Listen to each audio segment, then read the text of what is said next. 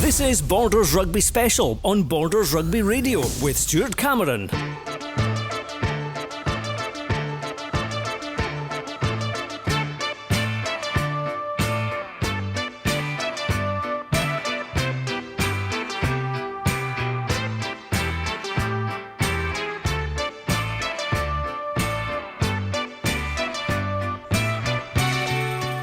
Well, hello, welcome to Riverside Park in Jedburgh for Borders Rugby Special on Borders Rugby Radio. I'm Stuart Cameron and the team will be here throughout the next 3 hours to bring you the latest score updates from Borders Rugby with live commentary from our featured match today between Jedforest and Hawick in the Premiership. We've got reporters covering many of our local games today, including Selkirk versus Glasgow Hawks, that's in the Premiership.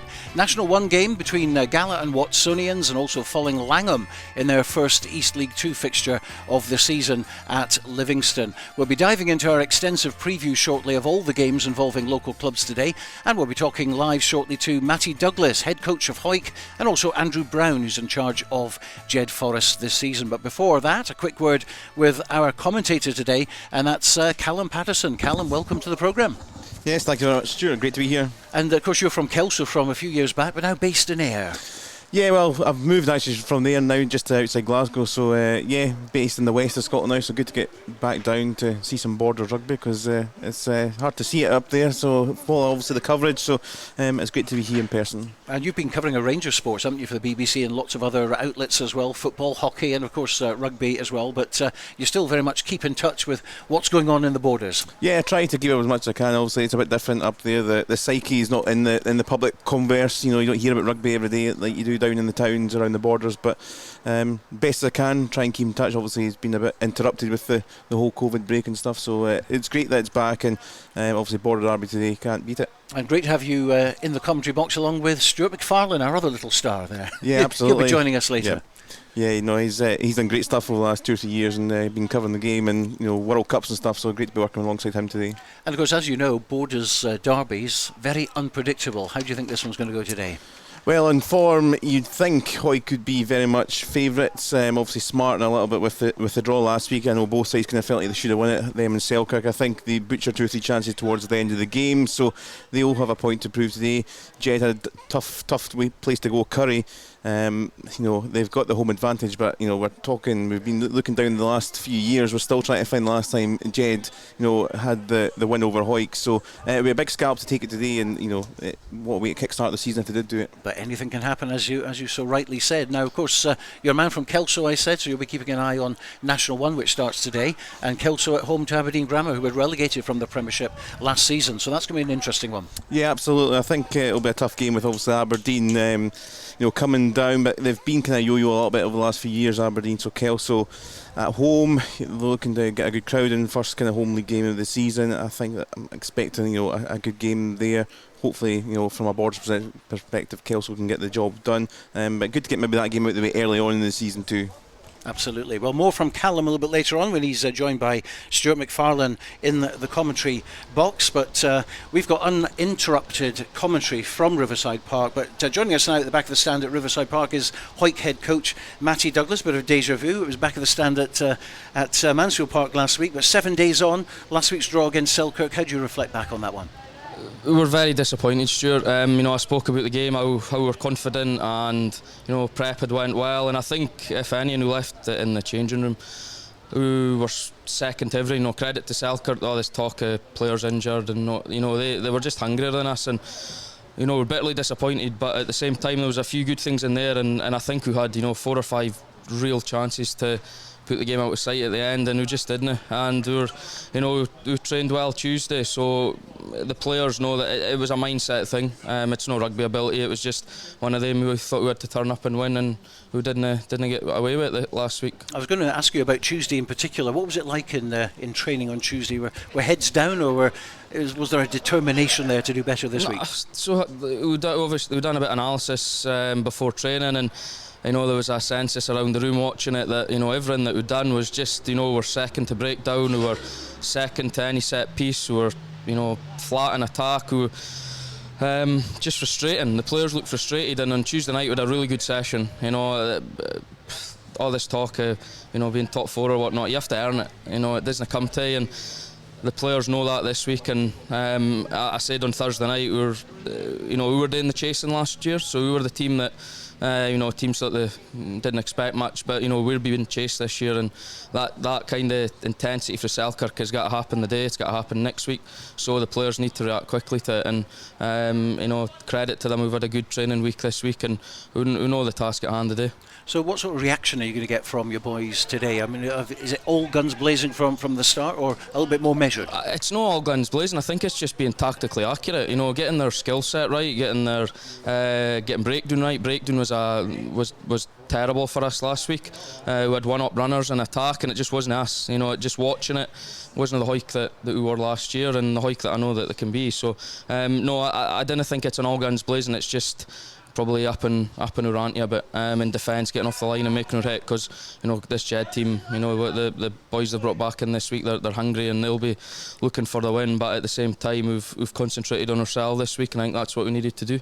It's more of a familiar Jed lineup now. We've got the Youngs back obviously, and a few other familiar names, so more like the Jed that we're used to, and I guess from your point of view you'll know what to expect. Yeah, I think they were missing last week. They've brought a couple of back rows back in, but we know what Jed will bring. When they click and they move ball, we've said it for years. They're one of the best back lines in the league, and they've got a good pack this year. So they'll get front foot ball, and I think it'll be a lot closer than it's getting made out to be. But at the same time, if we get our little things right, I'm hoping for a big performance. I said it last week, but this week the players knew that weren't happy with last weekend's performance, and it's on them now, so we're looking forward to it. Now, you haven't done wholesale changes at all. It certainly didn't merit that, but you have brought in a couple. Bailey Donaldson now starting at fullback, Logan Gordon-Woolley on the bench, and Lewis Ferguson on the wing. Yeah, I think we just analysed the game last week, and Lewis is back into rugby. Spoke about him on the preview show last week, and he just found it tough at fullback. At the Premiership he didn't get time to run everyone back, and he knows his cell. He was frustrated with his performance, and we bring Bailey in. Bailey missed a few weeks in pre-season, but he's looking sharper, and we know what we get with Bailey. Yes, he's maybe got to beat boys in attack straight, but his kicking game, he's got the best kicking games in the league, and that's why we were pretty successful last year. And it's all stick to what you know. Yes, we've got a good attack, but at the same, you have to be in the right areas, and we're having Kyle, Kirk and now Bailey in there. Hopefully we'll be able to play in the right areas of the park, and Logan and Lewis, there's none between them, just on performance last week what we've went with. Good to have that competition, isn't it? It is, and last year we didn't have it. I said it quite a lot that we were getting at training 24, 25 boys, and now we're up at 34, 35, and we're getting 15 on 15 on a Tuesday night. Did I get us wrong? The force today we've only got about 16, but injury list again, you're always hit with at the start of the season, but competition's massive, and there's a few boys in the force team today that are knocking on the door. Forwards wise, still a few injuries, but we'll hopefully get them back in the next couple of weeks, and so looking forward to it. And Matty Carrier starting today? Yeah, so Matty starts. Callum Rennick comes onto the bench into hooker this week instead of carrying two front row. Marcus Brogan probably would have got a run at hooker, but he's injured, and obviously Ross Graham just didn't quite make it this week, so Callum covers hooker, but looking for a big performance from Matty this week. He was very frustrated at set piece. Last week our set piece didn't fire at all, but I know Lewis has had the forwards working really hard on Tuesday and Thursday, and it's it's an area that we pride ourselves on, and last week it just wasn't quite where it needed to be. Well, just finally before we bring Andy Brown in, it's Border League as well today, of course. You're the current holders, and it could come down to points difference with that draw with Selkirk as well. Obviously Jed will have something to say about that, but of course points are going to be extra important today. Yeah, the Border League, it's quite a big thing for the club, but I said it last week, the Border League's in the back of our mind, first and foremost to win the game, and whatever comes with that we then take on top. If Border League, as I say, the first two games of the season, or three if Jed plays Celtic, you could have a Border League finalist straight off within start of September, which is very rare, so Border League would be a bonus at the end of the year, but for us it's definitely just getting a performance and a win the day. So well, we wish you the best of luck. Perfect. Of course. We're going to bring in your opposite number now from Jed, Andrew Brown, who's taken over this season. The shake of hands there. Let's see if they'll still be shaking hands a little bit after the match. Andrew, welcome to the programme, first of all. Stuart, how are you? Yes, not so bad at all, not so bad at all. It's a lovely warm day. It's a really muggy day out there, isn't it? And a rock-hard pitch. That's going to suit the top of the 2-inch brigade, isn't it, out there? Well, it's hopefully it'll bring a bit of speed to the game. And that's obviously going to play into the hands of the likes of Rory Marshall and the young twins. Absolutely. That's what we have to work with, and you've got to utilise what you've got. So. Now, when I first met you at the Langham Sevens, you were saying that you hadn't had experience of Borders Rugby, so this is your first Border derby, and you're certainly looking forward to it. Yeah, I mean, it's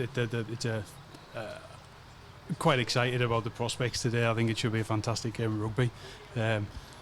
Bragging rights to be had, and what more better way than a local derby. Absolutely, so, yeah. It should be a good game.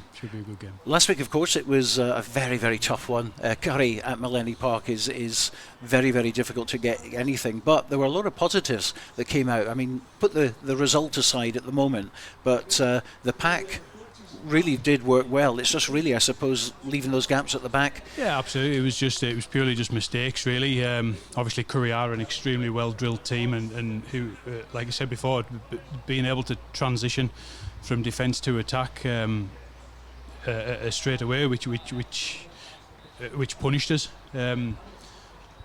Unfortunately, we didn't capitalise with being so dominant in the pack. Set piece wise, we were definitely on top, and at times in the contact area as well. Unfortunately we just didn't manage to slow them down enough and utilise our ball enough. So. Well, I was down here on Thursday night. There seemed to be a very good buzz about the place. About 30 odd boys at training as well, which is all very, very positive. Seeing the youngs back as well, who've needed that break after a very, very long, hard season. So I think, we could see a surprise today, Andrew. Well, it wouldn't be a surprise for me, but we're just looking forward to a good game of rugby.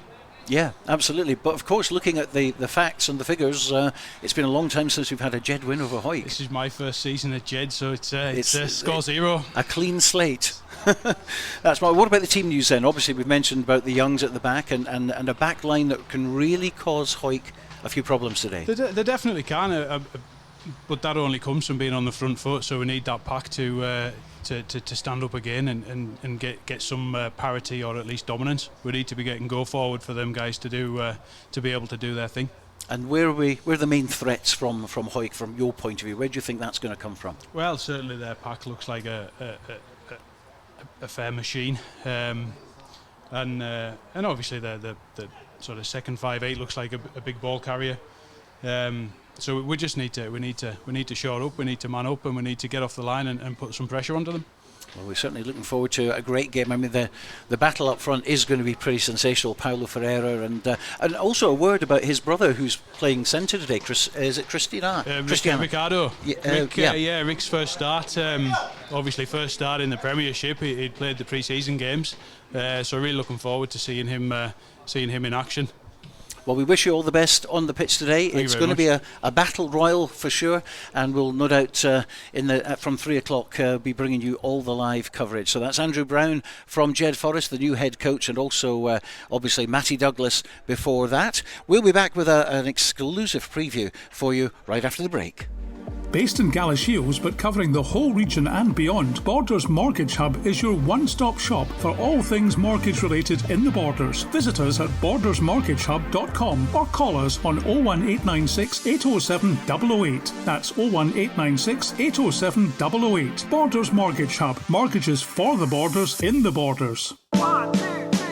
Hello, this is George Ingalls here, and I'm thrilled that my songs are now available on 2 albums, Anthology and Lockdown Blues. Late in the evening, she's wondering what clothes to wear. Both available on iTunes to download and stream. I am the train, been gone since 69. George Ingalls Anthology and Lockdown Blues. Check them out now on iTunes and other digital sites. To commemorate the 7th anniversary of the opening of the Borders Railway, an 8 DVD box set is now available featuring the complete series Borders Railway from start to finish, plus the full hour-and-a-half documentary 5 Years On, which examines the possibility of an extension to Carlisle, plus extra features including a cab journey along the entire Borders Railway, all for the special price of just £14.99, including post and packing. You can get your copy direct from hotdisc.co.uk/shop. That's hotdisc.co.uk/shop. The 8 DVD box set, The Complete Borders Railway, is available now. This is Borders Rugby Special on Borders Rugby Radio with Stuart Cameron.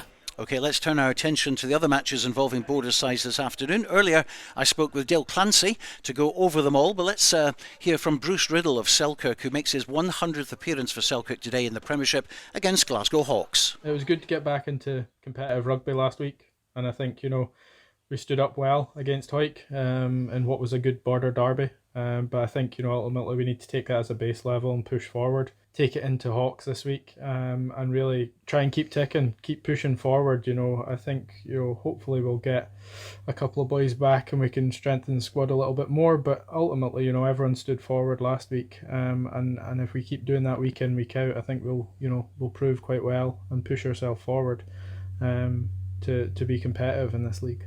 And what are you expecting Glasgow Hawks to bring? Games we played them last season, we know if we give them an early start, they will take that, and they're a difficult team to come back on, so we can't let them get ahead of us at the start. We need to really knuckle down from minute one and play our game of rugby, not get brought down into any dogfights, and just play our game of rugby, and I think we'll do well against them. And you showed that the forwards had quite a dominance, especially in the scrums and go forward ball. Is that what you plan on taking towards the Glasgow Hawks game as well? From a point of view, we've got a good strong forward pack, but I think also we need to not just rely on that. We need to look at it from a full 1 to 20, and everyone playing their part. We need the backs to play their part as well, so you can't just look at one specific group of players to carry a team. And I think against Hawick we did well, mixing the workload up between the forwards and the backs. So I think we've got a good structure in place and moves in place to allow us to do that. And I think up front, well, yes, we are strong. We've also got some exciting backs who will be able to cause big problems once they get their hands on the ball. Bruce Riddle getting his 100th appearance for Selkirk. Obviously, 2 points at Mansfield Park. They'll be looking for at least 4 at home. Yeah, I think the Hawks got off to a good start beating Heriots, and Hawks kind of flattered to deceive last year as well in terms of they were there or thereabouts, but just couldn't really string a run of results together. And we know how Selkirk performed last year, and I think this will be a big test for both teams. I think Selkirk are obviously trying to use home advantage, but you can hear what Bruce is saying there. He's got confidence in the squad that they've got. They've got a good forward pack. They've recruited really well over the summer, to entice some people to Philip Hawke to play their rugby for Selkirk. And I think, once they get them all on the park and get them going, they do have an exciting team, but it's still the same argument that perhaps Jed have had in the past, that it's the depth of the squad. And I think that's something that Scott White's been working on quite hard, to make sure that they've got a little bit of depth, a little bit of coverage in that team, because it's a difficult place to play. I think all the border teams, if you play them at home, they're difficult places to go, but when city teams come down, sometimes they just don't get wrapped up in the whole aura of Borders rugby. And Glasgow Hawks, they've came down at the Borders for years and years and years and managed to turn teams over, so it's going to be a really difficult game. But certainly I think Selkirk will be looking and targeting 4 points, definitely. And Hawks, of course, are the last team to beat Hawick at Mansfield Park in 2019. Yeah, almost done it last season. It was very, very close, apart from, I remember a few handling errors and a few little mistakes from Glasgow Hawks, because it was a tight game and they probably should have won it, to be fair, in the balance of play. But it shows that they can come down here and mix up their style. They've got a robust pack. They have lost some players to Ayrshire Bulls over the end of the campaign. They've got a couple of them back, but for an overall squad, Glasgow Hawks are pretty strong. They've got a lot of depth. They've had a lot of representation in Scotland age levels as well over the last couple of seasons. So they've got a really good rugby culture for a relatively new team as well, in terms of rugby history. But they certainly know how to win, and they know how to win the Borders. Well, let's move on to National 1, which starts this weekend, and Gala are at home to Watsonians in the Battle of the Maroons. This one is at Netherdale. We all remember last year when Gala missed out by just 1 point to Heriots for that promotion battle, so no one will need to remind them that every point in every game is vital, particularly in a league packed with contenders for promotion. Yeah, it's an intriguing league. I think I was the biggest fan in that one last year because it was the most exciting league. There was times you were looking at the table and you were going, there's 7 teams can get promoted here. Now there's 6. Now there's 5. And when it went down to the wire, Gala just couldn't get over the line. And it was the difficult games that they, towards the end of the campaign that just passed them by slightly. A difficult game against Biggar at home was perhaps one of them. If anything, the team started cutting each other's throats, and I feel Heriots were the team that just kind of snaked through and managed to get the promotion. But player-wise, they built a really good culture. They built a really good squad at Netherdale. It's a different feeling as well at Netherdale because I think for years it was flat. It was a bit like Kelso. Kelso were flat, and I feel those two clubs have really, really grown, and they've got that community culture back. I actually love going there. Before you thought, I'm going to go and see a club that's just trying to get some players on the field and try and get back to the top table, but they don't really know how. I feel they both have a lot of guidance in terms of the direction they're going in.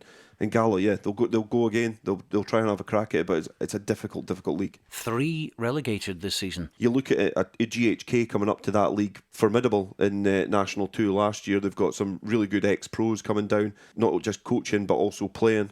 Highland have been able to string together some good results. Aberdeen Grammar have been a team that you obviously got relegated from the Premiership, and it'll be interesting to see how they fare. But all we're hoping is Gala, Melrose and Kelso, if they're not staying in that division, they're going up. So, we'll be hoping to have some good performances. And I think Melrose, again, are a team that are building in the right way. I think it was difficult after the birth of Super 6 and the Southern Knights. Lost a lot of players, had to reshape their team, their club. There's been a little bit of, pushing and pulling in terms of who's going where. But again, Melrose, they're probably one of the richest clubs in terms of rugby history in Scotland. They know what they're doing, and they're going to be another team looking to go for it. But Gala certainly start this season coming as one of the favourites after the performances last year. Went down on Tuesday night to have a look at the training session, talked to a few of the people, the background staff as well, and you're going to be hearing from Liam Scott and Jono, Stuart Johnson very shortly. But first of all, the returning Keith Young. Good to be back, first of all. Obviously, we're all started since I was 17. Obviously moved up to Watsonians, had a stint there, a few good coaches, good players, different obviously Edinburgh life and Edinburgh cultures, a lot different to the Borders as you can imagine. And then I had a stint at Hawick, went down there under George Graham, obviously as who I knew from Gala. That went really well, and then unfortunately did my shoulder just pre-COVID. So got an operation obviously throughout the COVID kind of battle in the hospitals and things, got that sorted out, and then thought I'd go back to my roots, kind of obviously just love being back here. Don't live so far, so I just thought I'd come back and give it another dance. So, but you're back as a senior effectively now, aren't you? I am, yeah. Much younger boys than me now. Obviously, my cousin's down in the Wanderers, so it's kind of getting to know the familiar faces that are coming up, 16s, 17s, 18s. And a few boys from under 20s even coming down. So it's good mixture of boys. But as you say, you were 17 when you started at Gala. I mean, you're still young enough now. I mean, how is the career going as far as your own personal development is concerned? Yeah, really well. I think I'm still in a really good, strong position mentally and physically to compete at this level. Obviously, from being a higher league up coming down, there's no difference at all. Even if it is Border clubs or Edinburgh clubs, that fight is still there. Obviously, you get a lot more in the Borders. So no, I would say mentally and physically all good. A wee bit older and wiser, as you say, so that kind of helps on the mental side of things. Still as ambitious as ever? Yeah, so my ambition hasn't really changed. I've always dreamt of coming back to Gala. Obviously, I said to my cousin I would play with him. There's a 10-year gap difference there, so it's just kind of waiting for him at the right moment. So I feel like this is it, and just pushing on from there, obviously trying to get him into the squad, see how things go. But no, it's good. Now, fantastic, of course, that the first game for Gala, which hopefully will involve your good self, will be against Watsonians. Yeah, that's funny how things turn out. I leave to go to the club that I'm playing at when I come back to this club. So I'm sure I'll see some familiar faces from Watsonians. It'll be nice to chat to them after the game. Not so much in the game, it'll be strictly business for Gala, my dream club. So And how are you going to be fitting into the setup? I mean, you're always a winger, but you're a bit of a utility back as well. Yeah, so I spoke to Jono, just said I'm still playing wing, kind of fullback positions, obviously, as you say, very versatile in any role. So I'm happy to play any role the coach wants me to play in. As long as I'm playing and I'm fit and healthy, then that's the main thing. It's certainly going to be an exciting year for the club, isn't it? Definitely, yeah. As I said, there's a lot of young boys and a lot of aspirations from even the older boys as well, wanting to get out of this and that one and push on to the Premiership and start fighting those clubs that we faced 2 years ago.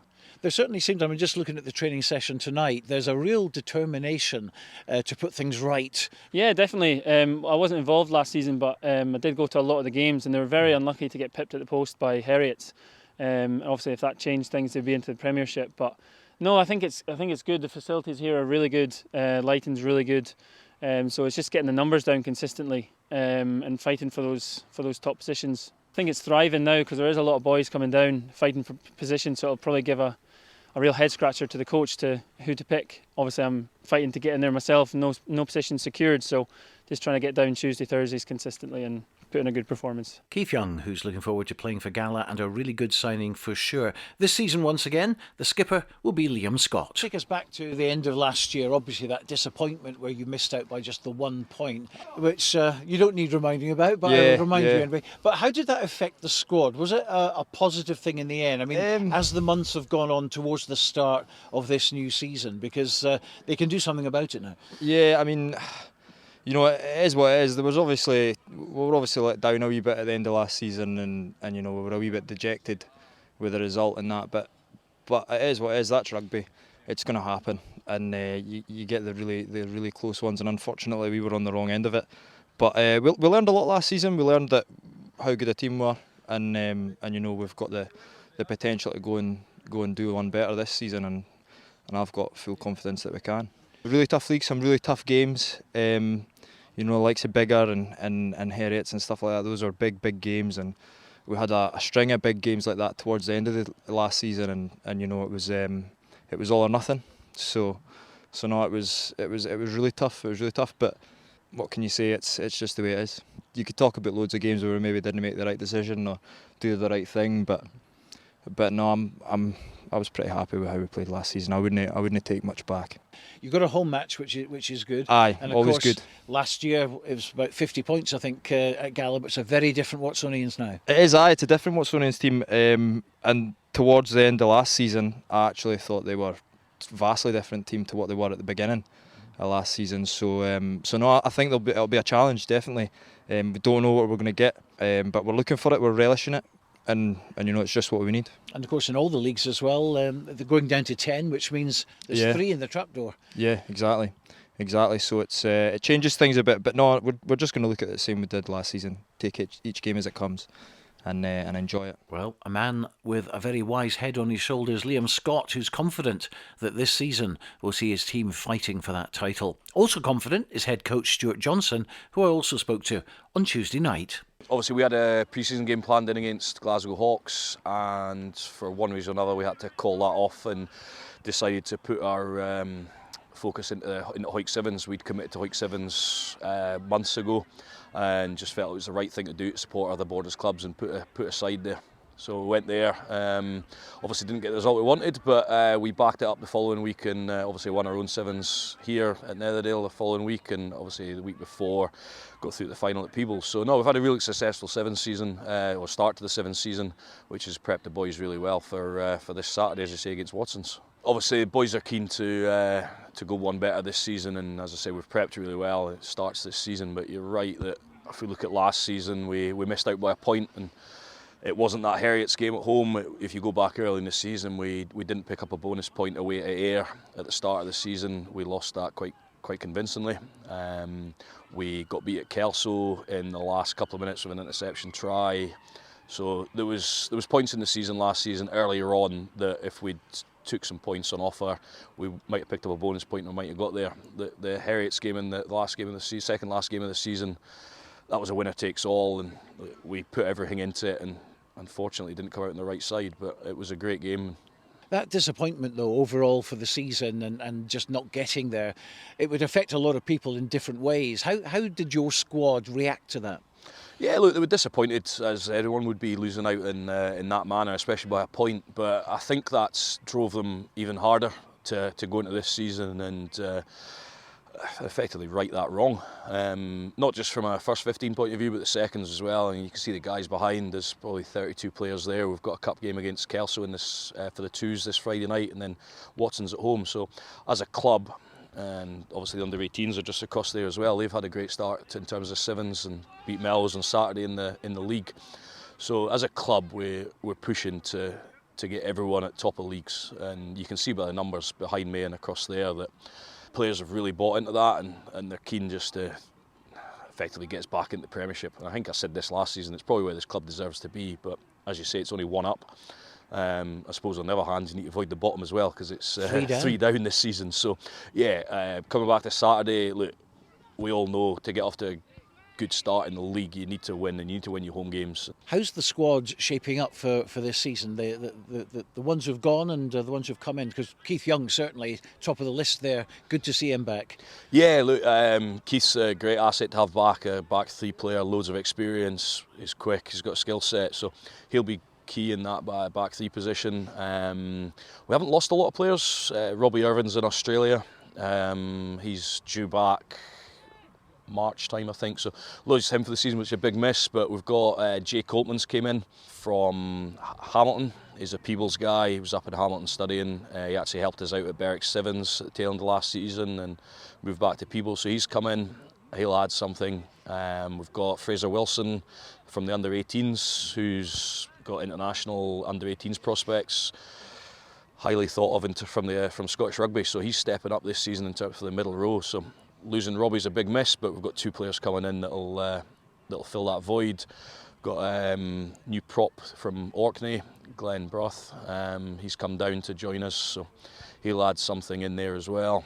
So Gala out to get off to a good start, but they go in a wee bit undercooked with no 15s game under their belt prior to this match, but they don't seem to be that bothered, Dale, and at the end of the day they all know how to play 15s rugby, so presumably you don't think Gala fans should be unduly worried by that. Yeah, they've maybe not had a physical 15-on-15 encounter against other opposition to see where their levels are at, but sometimes just letting the guys go out there and play rugby is sometimes better than anything else. They'll be able to problem solve and see how the games go and manage it themselves on the field, and that's when their leaders take charge. They guide them and direct them in the way they want to play. They'll have been well drilled. They'll have been told what they need to do during the week.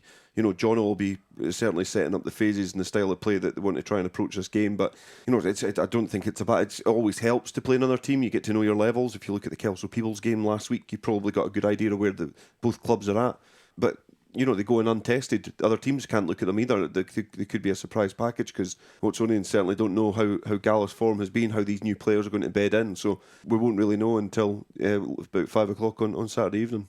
OK, well, Sam Matthews is our man at Netherdale for Gala versus Watsonians. But on to Kelso, had a good warm-up with a competitive border derby away at Peebles last Saturday. 2 converted tries in both halves, so job done for them by 28 points to 0. They're at home this week to Aberdeen Grammar, who were relegated from the Premiership last season. And we spoke with Neil Hinnigan, Kelso's Director of Rugby. It's a big game for the club, and we've prepared pretty well. We had a run out at Peebles last week. It was a decent enough game. It got a bit scrappy at times and whatnot, with being a border derby, but we got a sort of bonus point win away from home in the Border League, so that's put us in a confident mood. But we know come Saturday it's going to be probably up another level again with Aberdeen being relegated from Prem 1, so effectively a Prem 1 outfit to start off with. So we've got to be on our mettle right from the off, and coaches and everyone at the club, players, committee, we've all been gearing up for the first game. So it's a bit of excitement now for it, and we just can't wait to get started and see where this season takes us. It's a bit of a scary division, National 1, as is other divisions, due to league reconstruction and so forth. So there's 3 teams gets relegated from National 1, and there's only 1 team goes up, and yeah, we'd like to be pushing at the top end of the table, but we've got to be mindful that we need to get enough points this season to make sure we avoid any disasters, as it were. We don't want to be near the bottom 3, given that 3 teams going down is a big chunk, and we need to be in at minimum have to be in that second 10 in Scotland going forward. So the club know, as a club, and the coaches, myself, we all know the objectives that's been set, and it would certainly make life a lot easier if we can get off to a winning start on Saturday. Neil Hinnigan, and he's a man who will have done his homework on Aberdeen. Also in National 1 this season are Melrose, who make the trip to Stirling County. These are the thoughts of head coach Bert Grigg. Pretty good pre-season in terms of the boys being away on tour and getting some valuable match fitness across in Canada, then sort of the extended Sevens circuit, and then a good 15s game versus Preston Lodge last weekend. Pretty comfortable in terms of where we are as a squad heading into the first game, and probably no real surprises in terms of team selection.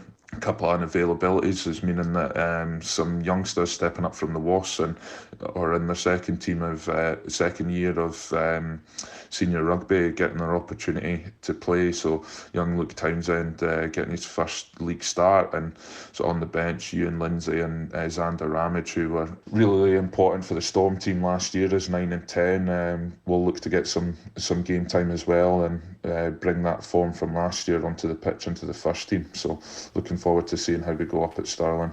Well, on to National 2. Great to see 2 Borders teams among the 12 teams in that division. Let's start with Peebles, who had a good competitive game last week against Kelso, and though they went down 28-0, that will have prepared them very well for the home game against Cartha Queen's Park, who were relegated last season from National 1. And here's head coach Ian Chisholm. We're really looking forward to getting stuck into our first league game against Cartha. I've been coaching and playing against them for the last few years, and I understand what they're going to bring. I know Peter Lavery's their head coach now that Tam Davidson's moved on, and I understand what they're going to bring, and I don't think they're going to be too different. We've had a look at a few of their games from pre-season, and they're going to play like a border team. I think they're going to play off 9 a lot, they're going to kick a lot, and that's going to give us loads of opportunity. Our guys love defending off 9, and they love counter-attack opportunities, so I think if we're able to nail what we want to do, the game will go okay for us, squad-wise. We've got Willie Napier, Andy Muir, John Gray making up the front row, Ross Brown and Cameron Pye making up the second row after Cammy put in a really good showing against Kelso there. Rob Harrison, Dalton Hall and Roddy Guinea are in the back row, with David Collins and Greg Rayburn as halfbacks. James Dow, Buster Davidson and Hamish Barber make up the back 3, with Adam McDonald and Jack Harrison making up the centres. We've got a really strong bench this weekend, and I think we want that to be a real strength of ours throughout the season. So on the bench we've got Ryan McConnell, club captain Neil Hogarth returns after an ankle injury in pre-season, with Lewis Copeland and Donald Anderson making up at the bench. We're excited about this weekend, and we feel like we've prepared really well. Kelso last week, we conceded 4 tries, yes, but we created a lot of opportunities, and it's gave us a lot of opportunity to sit down with players one-to-one and as a group and go through the detail that we're looking for us to execute. And the 4 tries that we conceded at the weekend, they were just wee naive things like leaving guard, turning your back on a quick throw-in, especially when Bruce McNeil's around, and just miscommunication in defence. So otherwise, I'm pretty happy where we are, and I'm confident going into the weekend. Well, also in National 2 this season are Berwick, led by head coach Colin Young, and I sat down with Colin recently for a chat to get his thoughts on stepping up another level this season, which starts with a long trip to Hamilton Bulls. Numbers has been reasonable for pre-season. Always like more. Commitment from the boys has been good. We've been working hard.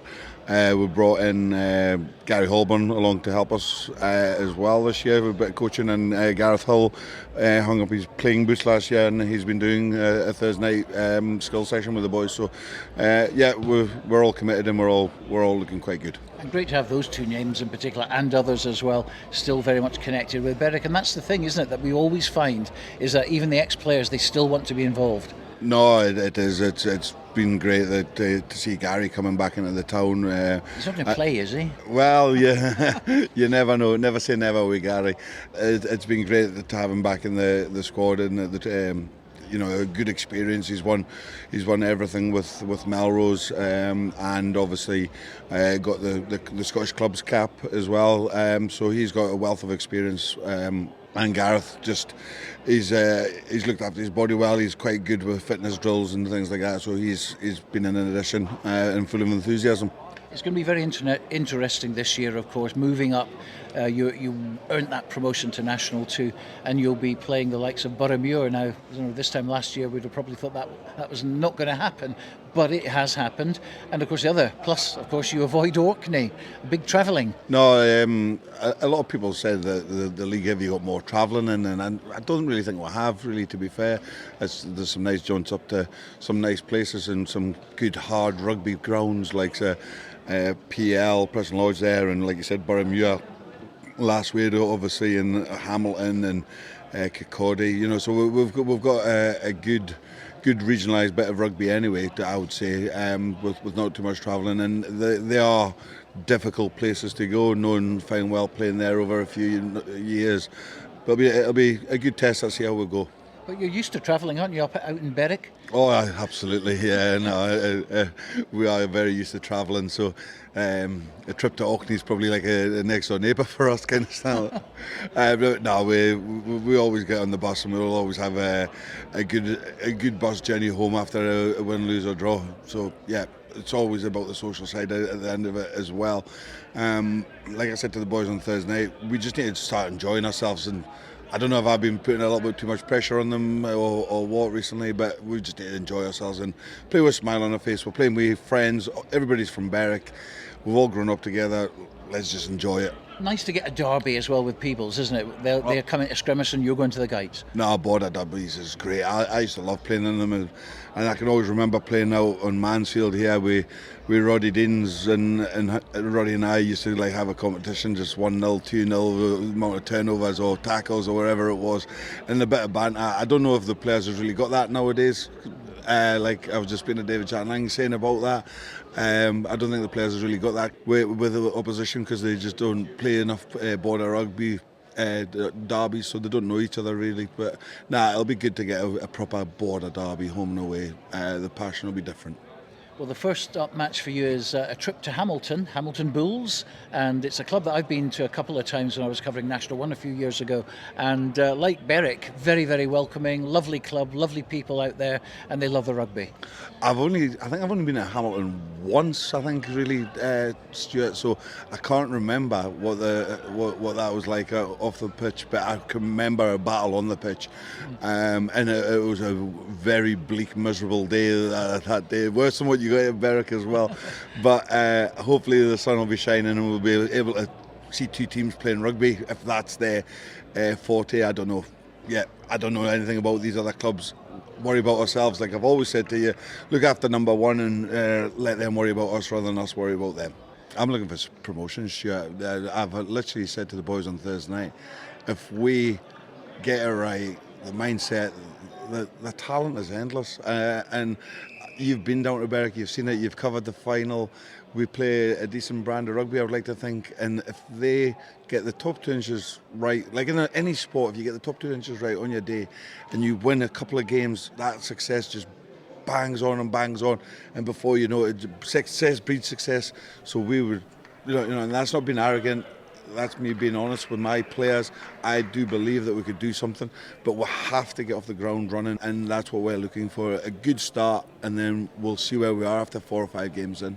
Good guy, Colin Young, and a great club as well. They certainly always are very welcoming to us whenever we go across the border to Berwick. So let's move on to the East Leagues now. Duns begin their East League 1 campaign with a home match against Forrester, while in Division 2, Langham travel to play Livingston, and we caught up with the Langham captain, Nathan Smith. Always a tough place to go. You don't quite know what they're going to have, but usually a lot bigger than us, so we always look to run them about, try and go wide as often as we can.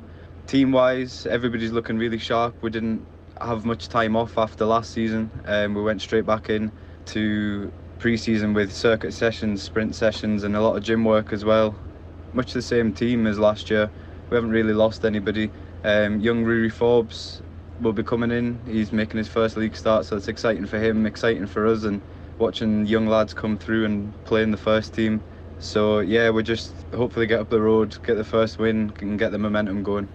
So that is Nathan Smith. We wish them all the best as well. Nearly promoted last campaign. They just fell short in their centenary season, but they're building back well, and they must be contenders again. Well, finally on to East League 3 and away games for all our teams. Earlston travelling to Inverleith. Hawick Quins back again after a year off, now under head coach Brian Rennick, and they go to my old school ground at Bangham to play Trinity Academicals. And Gala YM also on the road to Lismore. The head coach, Stuart Walker. Yeah, we're really looking forward to Saturday, our first league game against Lismore.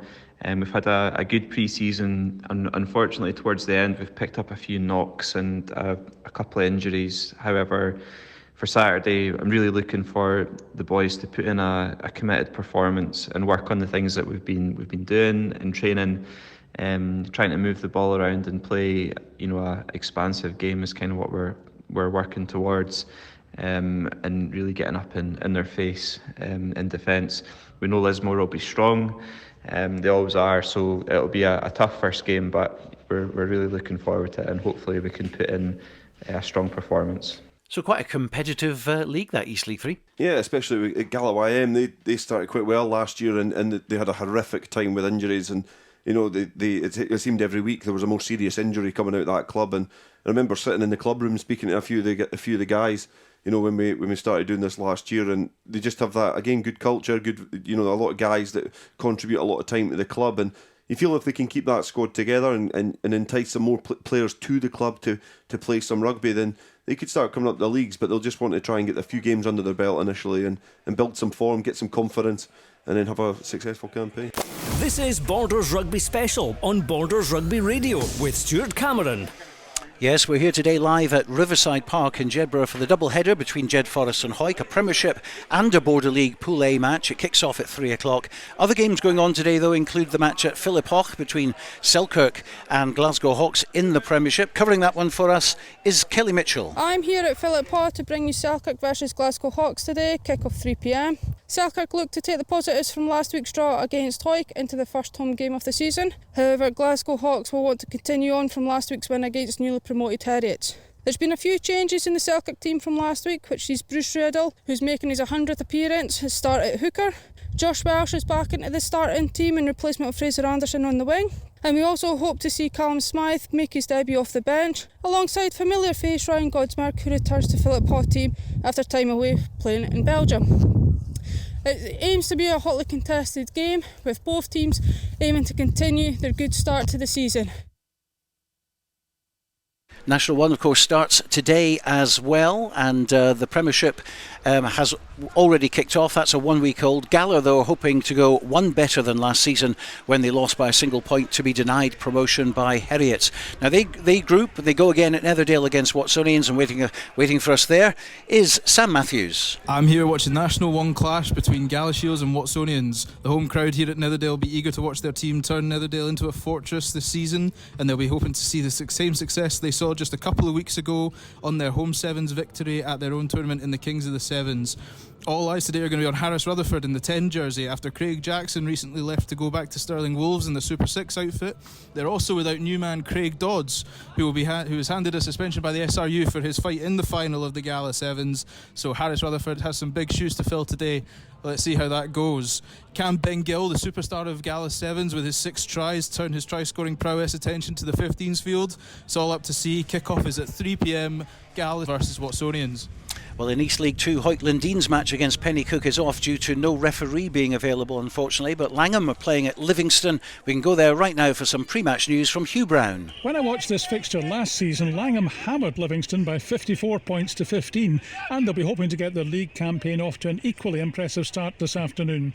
However, the Milltown club were unable to raise a team last week for a Shield game, so it'll be interesting to see who plays today. You might remember promotion was cruelly snatched from Langham's grasp in the final league game back in May when Leith beat them, so they'll want to make sure they go one better this season. Livingston finished second bottom with only 5 points in 21-22.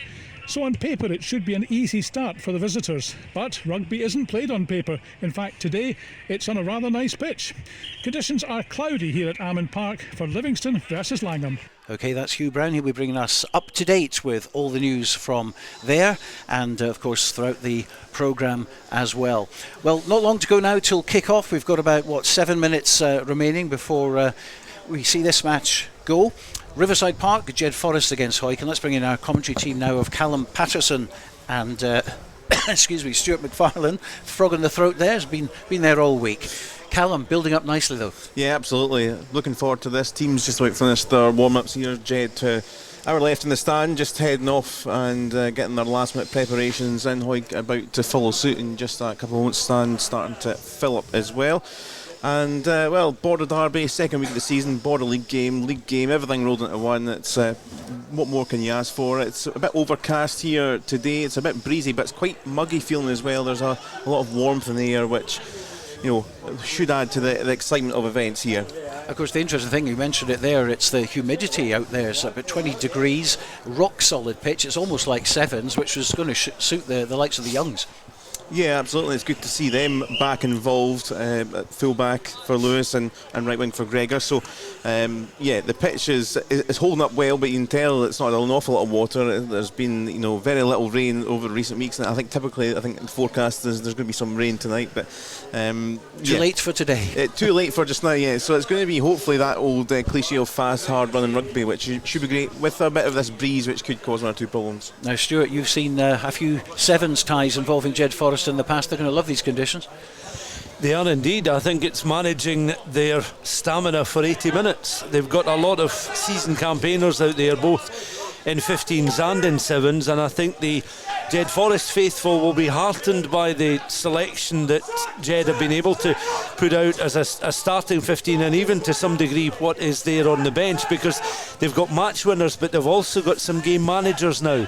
And I think what's going to be interesting as well is part of the development of this Hawick side is, the shadow was cast quite long when Bruce McNeil left, but his influence on some of these players, particularly in the forwards, is going to be interesting. The likes of the influence he's had in time over Stuart Graham, is he going to then become a real sort of leader of men? Is that going to come to the fore more so maybe in the front row with Matty Carrier and with Sean Muir? Because now you're looking at these teams, you know where the game winners are, you know where the match winners are, but who are the leaders, who've got the steady heads, who are the players that can ensure that if you're not playing at 100% of your capabilities, that you can have a word in the ear of a player or two and try and turn things around in your favour, because they're hotheads out there, but are they game managers out there? We'll find out. It's going to be very, very interesting. I touched on this with Matty Douglas before we got started today, talking about this as a double header as a Border League. Now that's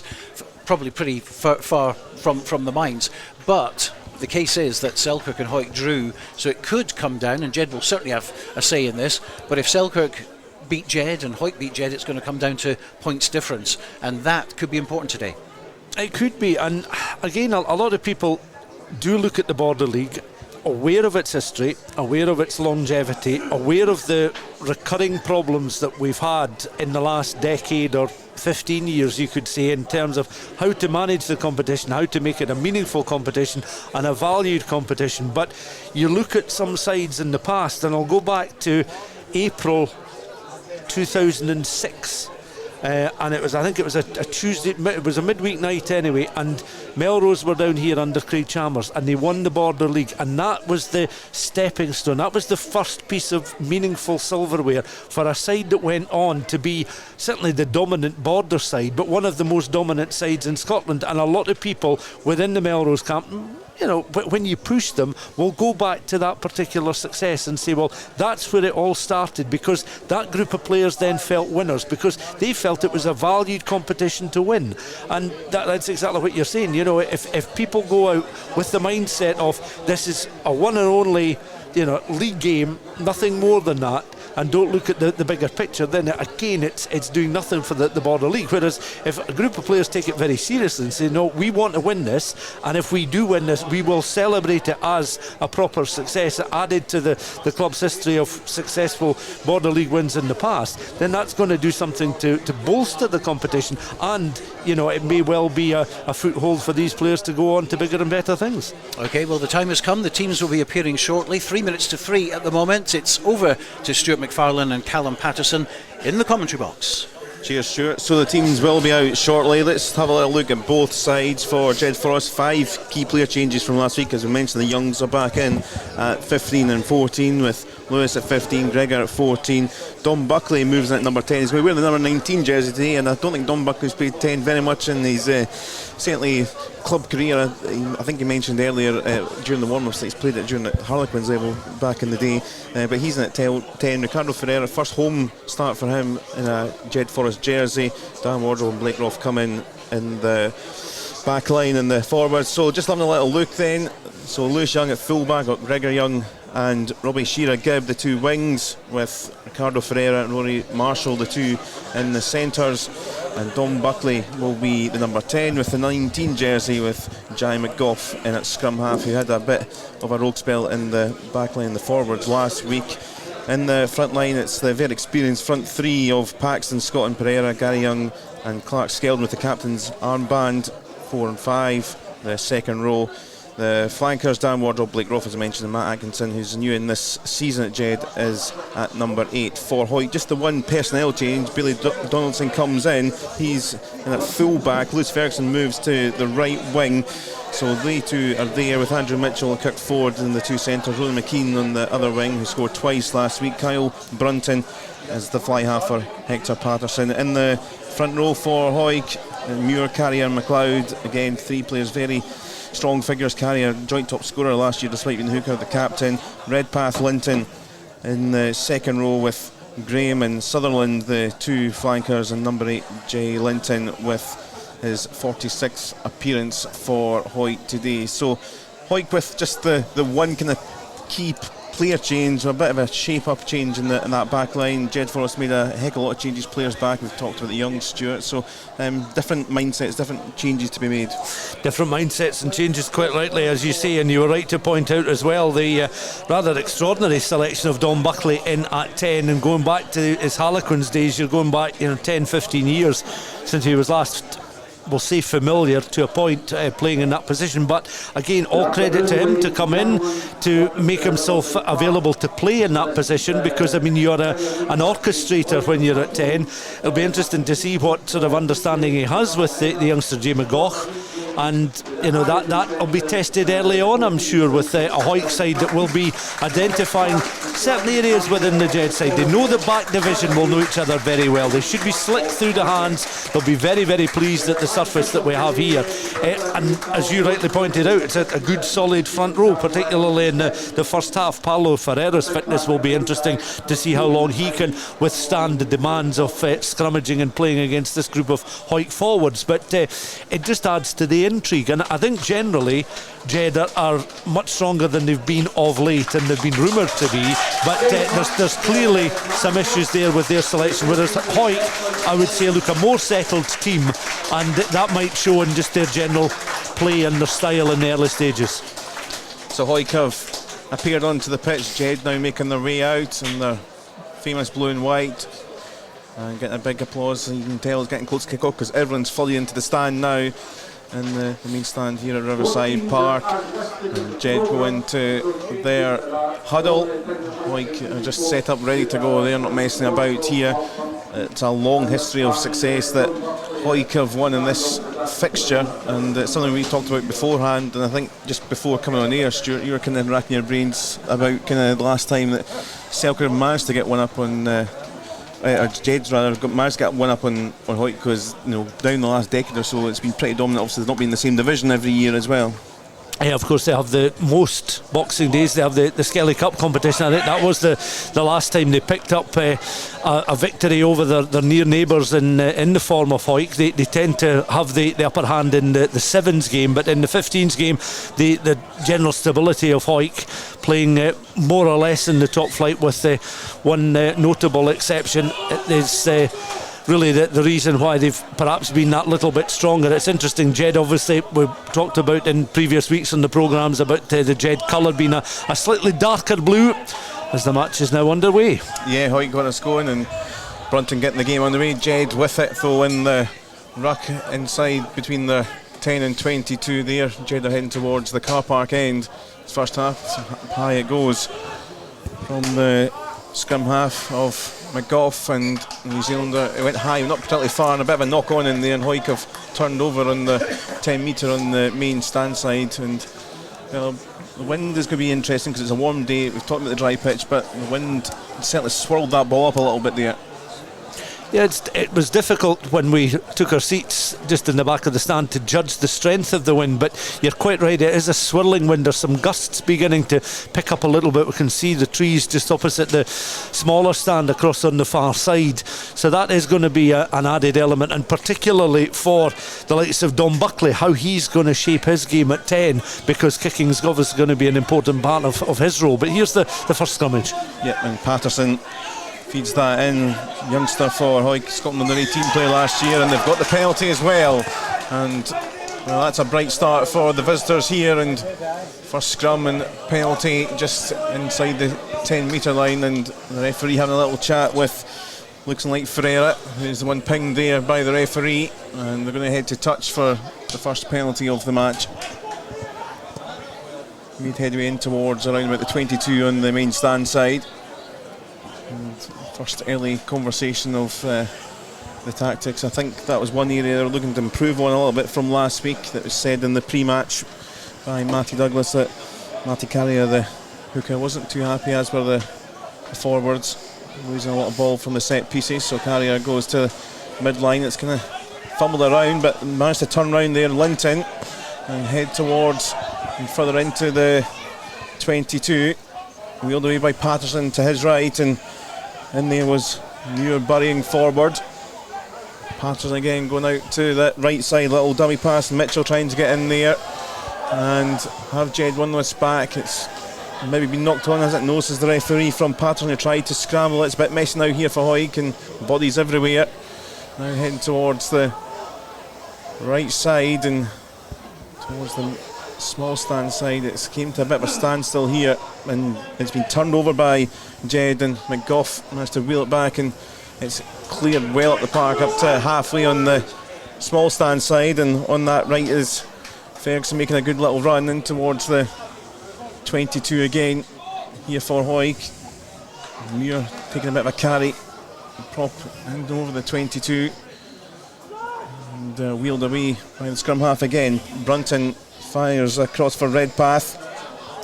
Of course, feature for the Southern Knights as well as Redpath, and just loiter around the edge of 22, and a penalty goes the other way this time. Ball is not coming out of there, and well, 2 or 3 other penalties, but Jed back in possession, and a second time in quick succession they'll get the chance to just clear out their 22, because Hawick just settled into a couple of decent paths of rhythms there.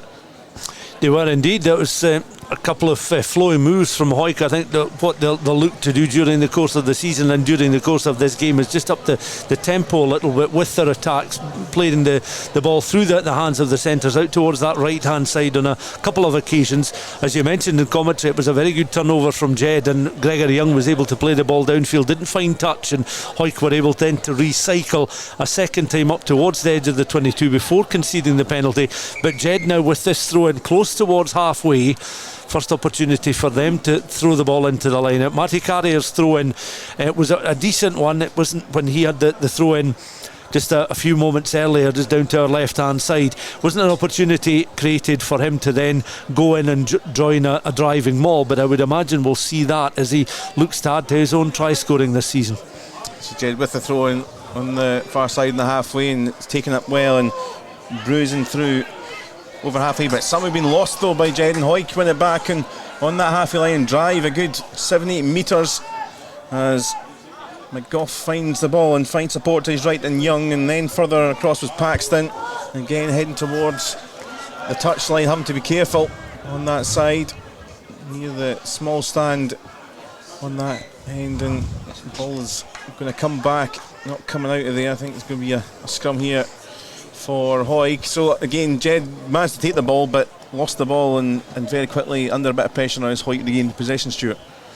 Yeah, it's tentative opening from both these sides. Jed will want a little bit more possession of the ball. Hawick have been able to work it through the hands of their forwards and backs and just get a little feel. Jed have been more so on the defensive, but it's a steady start from both these sides. Hasn't really got going yet. There's an attacking platform from this scrummage just on the 10 metre line in between the 5 and 15 channels for Hawick. They'll have the put in here, so another opportunity for them to work it downfield, and we'll see what Kyle Brunton does. 50 appearances, you mentioned a little bit earlier on, becoming much more of a sort of steadfast campaigner in the Hawick side. A few years ago he was on the fringes, quite often coming off the bench or being occasionally selected, but now very much a fixture within the Hawick 15, and he'll look to try and pull the strings. It's a good opportunity for him and the backs to get them to play a little bit further into that Jed half. But here's the scrum now, and Patterson, the youngster from Denham, everybody in Denham and from Denham Primary School, very proud of his achievements as an under-18 internationalist,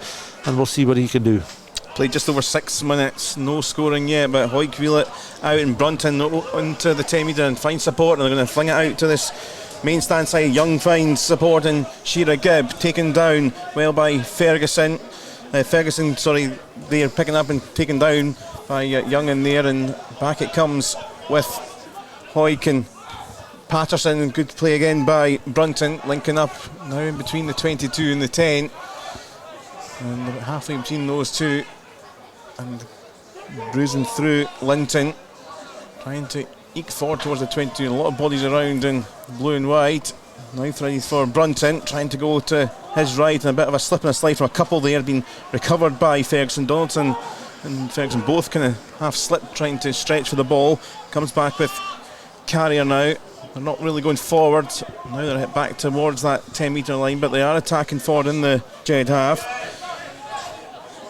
Again, just settled. Brunton tries to play the little kick through, heading towards the 5 metre, and having to be watched here by McGough, and has just been bundled out of play. And well, a cute little kick, and Jed just couldn't get their hands on the ball as it just trickled towards the try line, but stayed this side, and they're going to have a dangerous throw-in position here, Hawick. Yeah, and in fact, in some ways, that's the best possible outcome there for Hawick, because the Brunton kick didn't initially, when he left his boot, seemed to have quite enough conviction to make it to the touchline, but he found some space in that left hand corner of the Jed 22. Jed were tracking back, forced into touch. It's produced this opportunity now for the line out inside that 22. Chance for Hawick to throw in here, and similar position. Matty Carey was the other side of the 22 a little bit earlier on, and again they win it through their second row forward. Yep, they go deep in that, and now just at the back waiting. Carrier's there, as is scrum half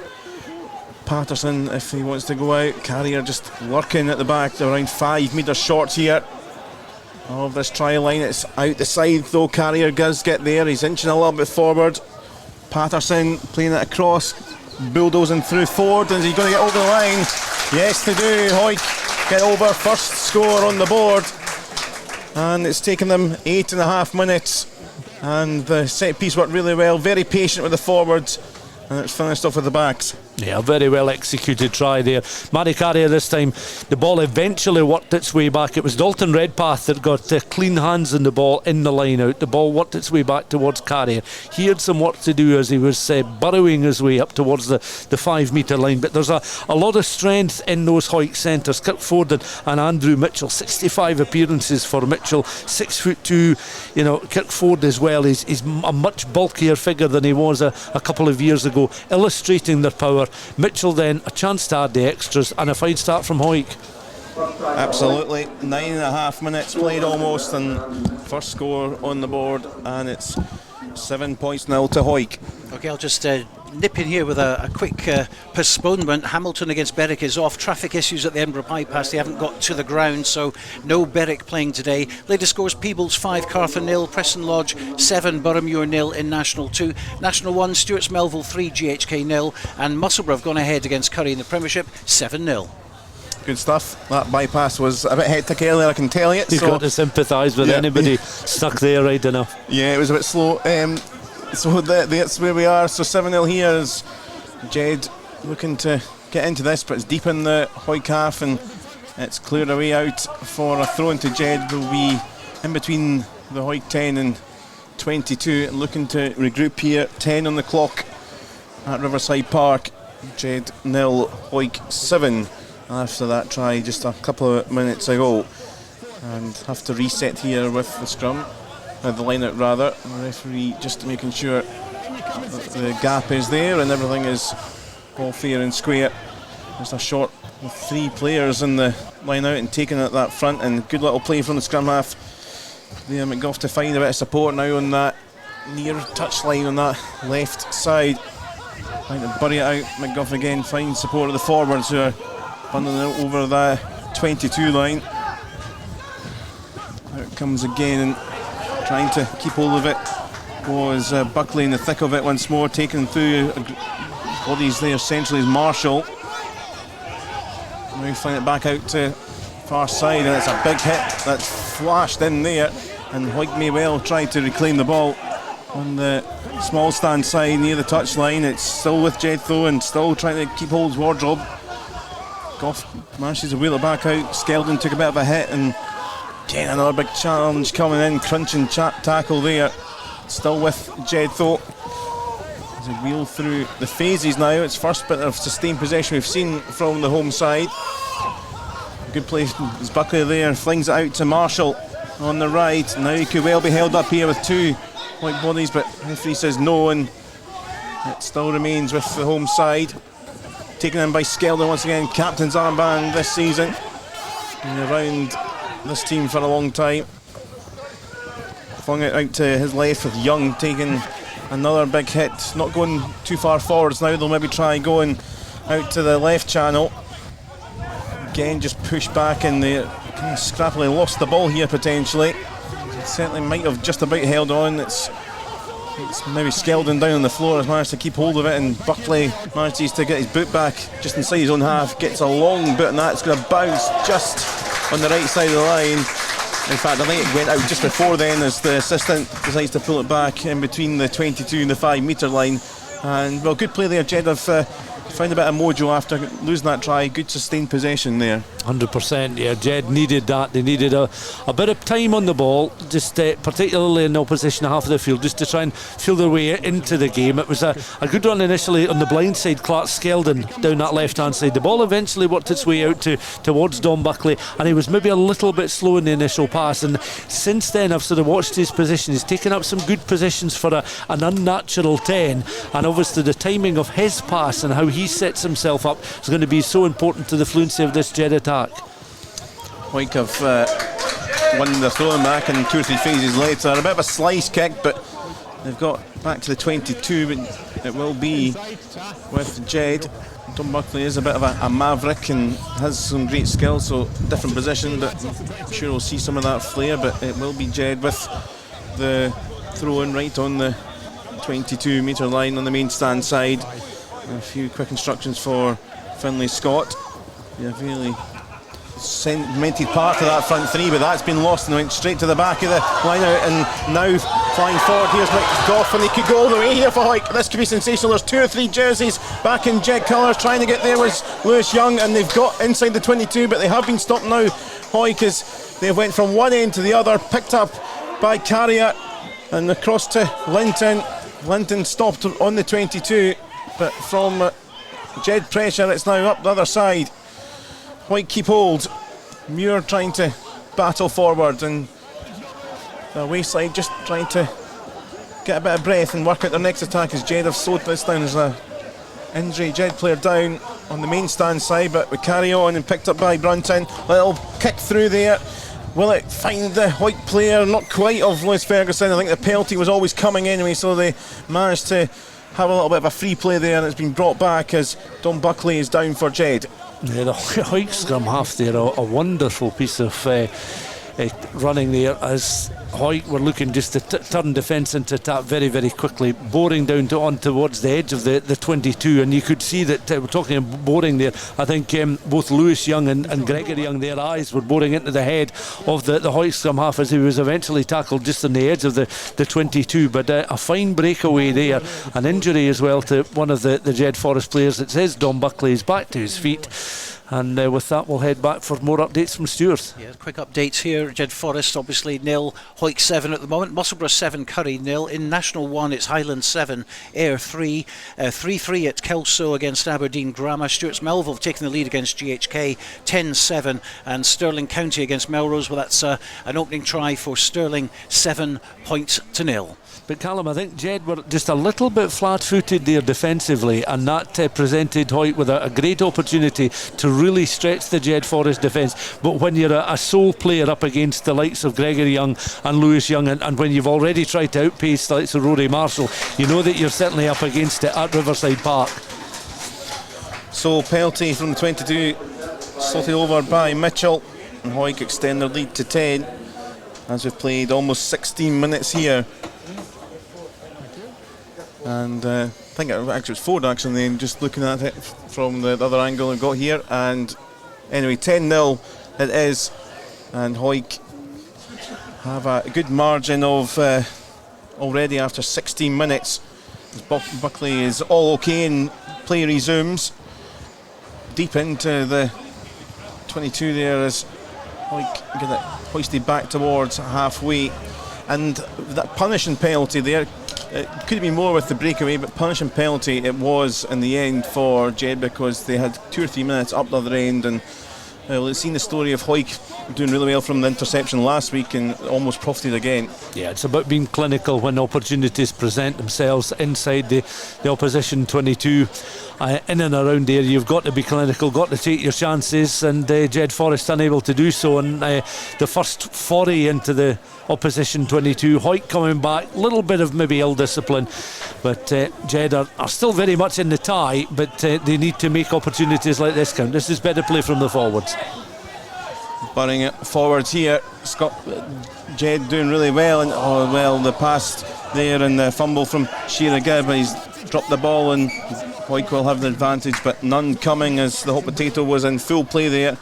And again, just 2 or 3 phases, Jed starting to build a bit of momentum, and again it's the turnover for Hawick, and it's been a bit frustrating last few minutes here for the home side. Yeah, that ball was straight out the microwave as it made its way to Robbie Shearer Gibb there, because one touch with the fingertips and it was straight to the turf, but he'll be disappointed with that. Another scrummage here. It's the third scrummage of the first half, and this just on the very edge of the Hawick 22. So if you are in traffic on the bypass, wherever you're listening to our commentary this afternoon, well, if you're on the bypass in Edinburgh, we certainly sympathise with you, but we're delighted to have your attention as we're watching on Callum Hawick with the put-in. Absolutely, and it's taking a bit of a way to get out there, but Linton does get through, and a breakaway here for Hawick, and what a run this is here from the number 8. It's going all the way over halfway, almost taken to the 22. He's been pushed out, chucked the ball away, and it's been given away back to Jed with Lewis Young, who's under all sorts of pressure. Penalty will come for Jed, and again Hawick almost profiting on the turnover possession. Some running there from the set piece from the number 8, and well, he just kind of never had the support. One of those classic, he made the break, everyone a bit surprised, number 8 making a good run there, but there was no support. He kind of had to either take the touch or throw it away, and he threw it away. Yeah, 2 similar breaks from a Hawick point of view from just inside their own half of the field. First of all, it was a fine solo run from Hector Patterson. Then we did see, the strength there of their back row forwards coming. Connor Sutherland, 18th appearance for him this afternoon, but on both occasions it was all about the offload and who was there to receive the offload, and it was literally flung back infield. There was nobody there from a Hawick point of view to continue the forward momentum. And Jed, well, again, they had Gregor Young and Lewis Young back, good positions from them, and it was Gregor, I think, who eventually forced the Hawick player into touch. But this line out now presents Jed with a chance. Yep, in front of the main stand, heading towards the 22, taken well by Jed here, burrowing through there is the hooker Scott, and got some way fed across now, heading towards the far side, and Marshall, and again Lewis Young couldn't get there. Now Hawick could get themselves forward, and what a run this could be from Ferguson, trying to dance his way.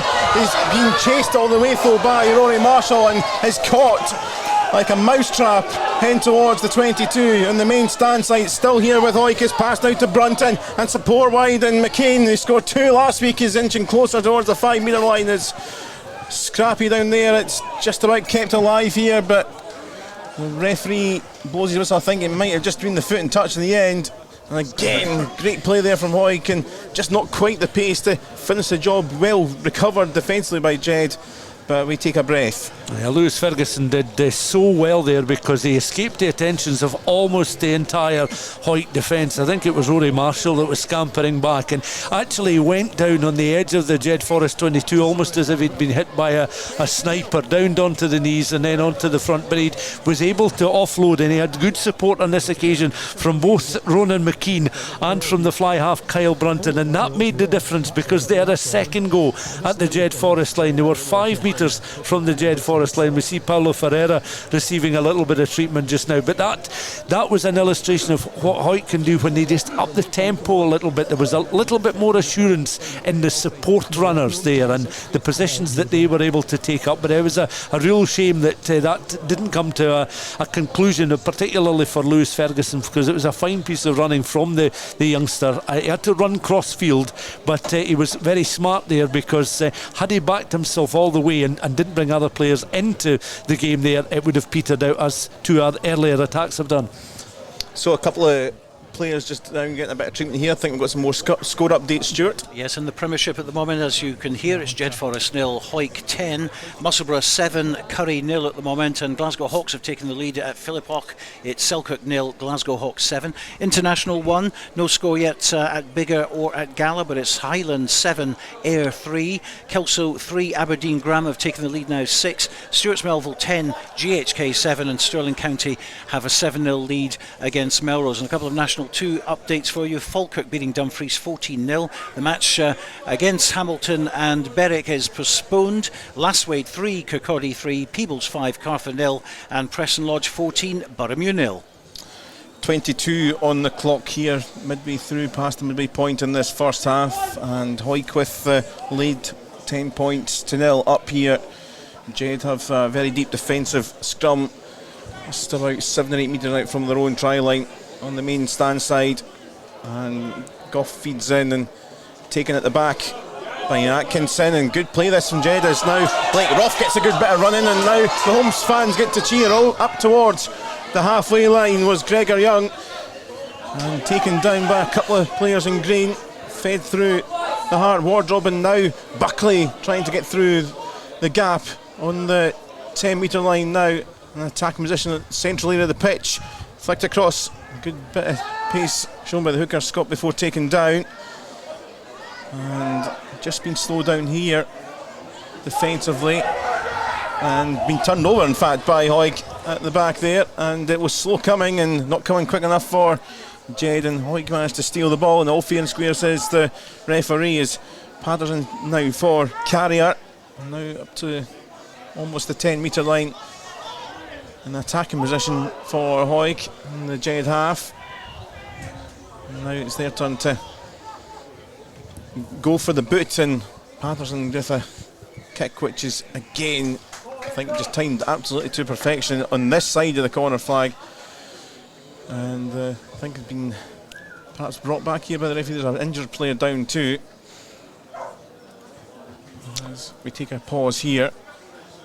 Yeah, I have to say that the last 5-6 minutes or so, the tempo from both sides has increased somewhat. Hawick in particular has shown that little bit more confidence in possession of the ball, but that was a fine break from Jedforest there. Blade Roth with the pass on to Gregor Young, and then suddenly when he had some green plane to run into the home supporters in the main stand, felt that, you know, there was something perhaps on the cards, although he had half the length of the field to run to produce a score, but just something like that is going to enthuse the supporters as they try the home side and find a way back into the contest, trailing by 10 points to 0. But the more clear-cut openings have certainly been produced by the visiting side, and I think that again is an illustration of how well pockets of these players within the Hawick side know each other.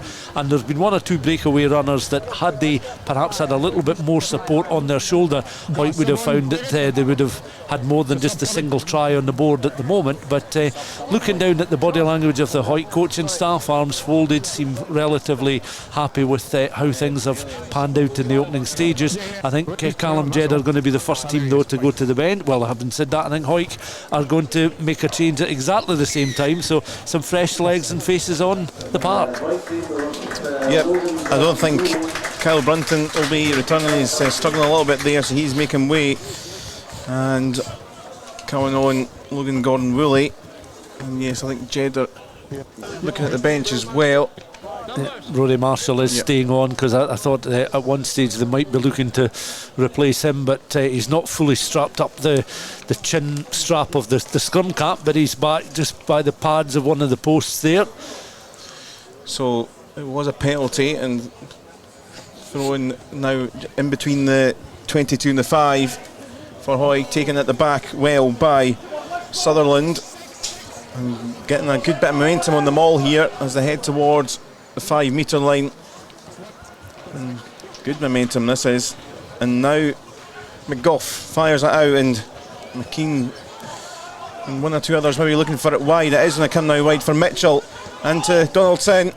McKean to his left, Donaldson tries to go himself, taken by 2 Jed players on the 5 metre line, and coming out rather slowly here, and it's going to be held in there and going to be turnover I think for Jed by the looks of things, and just got into a very tight space, ball not coming out for Hawick, and well defended by Jed.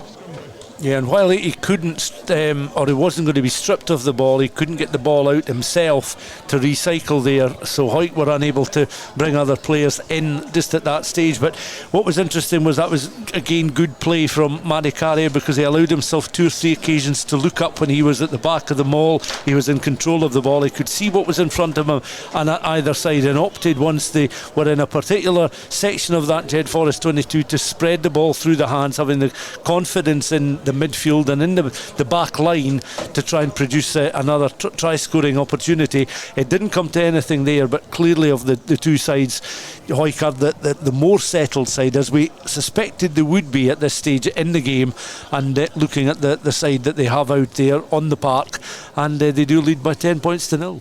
OK, let's bring you up to date with latest scores around the grounds. Embrackie's no score against Mar at the moment. Heriots have taken the lead against GHH 5-0. Jed 0, Hawick 10 here, of course. Now here's the scoreline. Musselburgh 14, Curry 0 at the moment. A couple of converted tries for Musselburgh being played at Stony Hill, and Selkirk against Glasgow Hawks. Selkirk 0, Glasgow Hawks 10.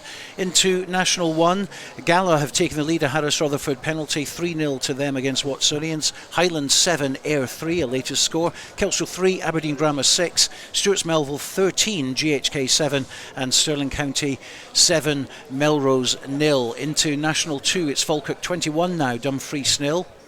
No score between Glasgow Accies and Newton Stewart. So the game between Hamilton and Berwick, if you've just tuned in, is postponed. Traffic issues at the Edinburgh bypass, so Berwick couldn't get to the ground. That will be replayed at another date. Lasswade 3, Kirkcaldy 3, Peebles 5, Cartha Queen's Park 0, and Preston Lodge 14, Boroughmuir 0 is a latest score. And a reminder that in East League 2, Hoyt Lundeen and Pennycook is off today. They couldn't find a referee. So there's been a bit of a stoppage here. Hawick player down and doesn't look like he's going to be coming back on.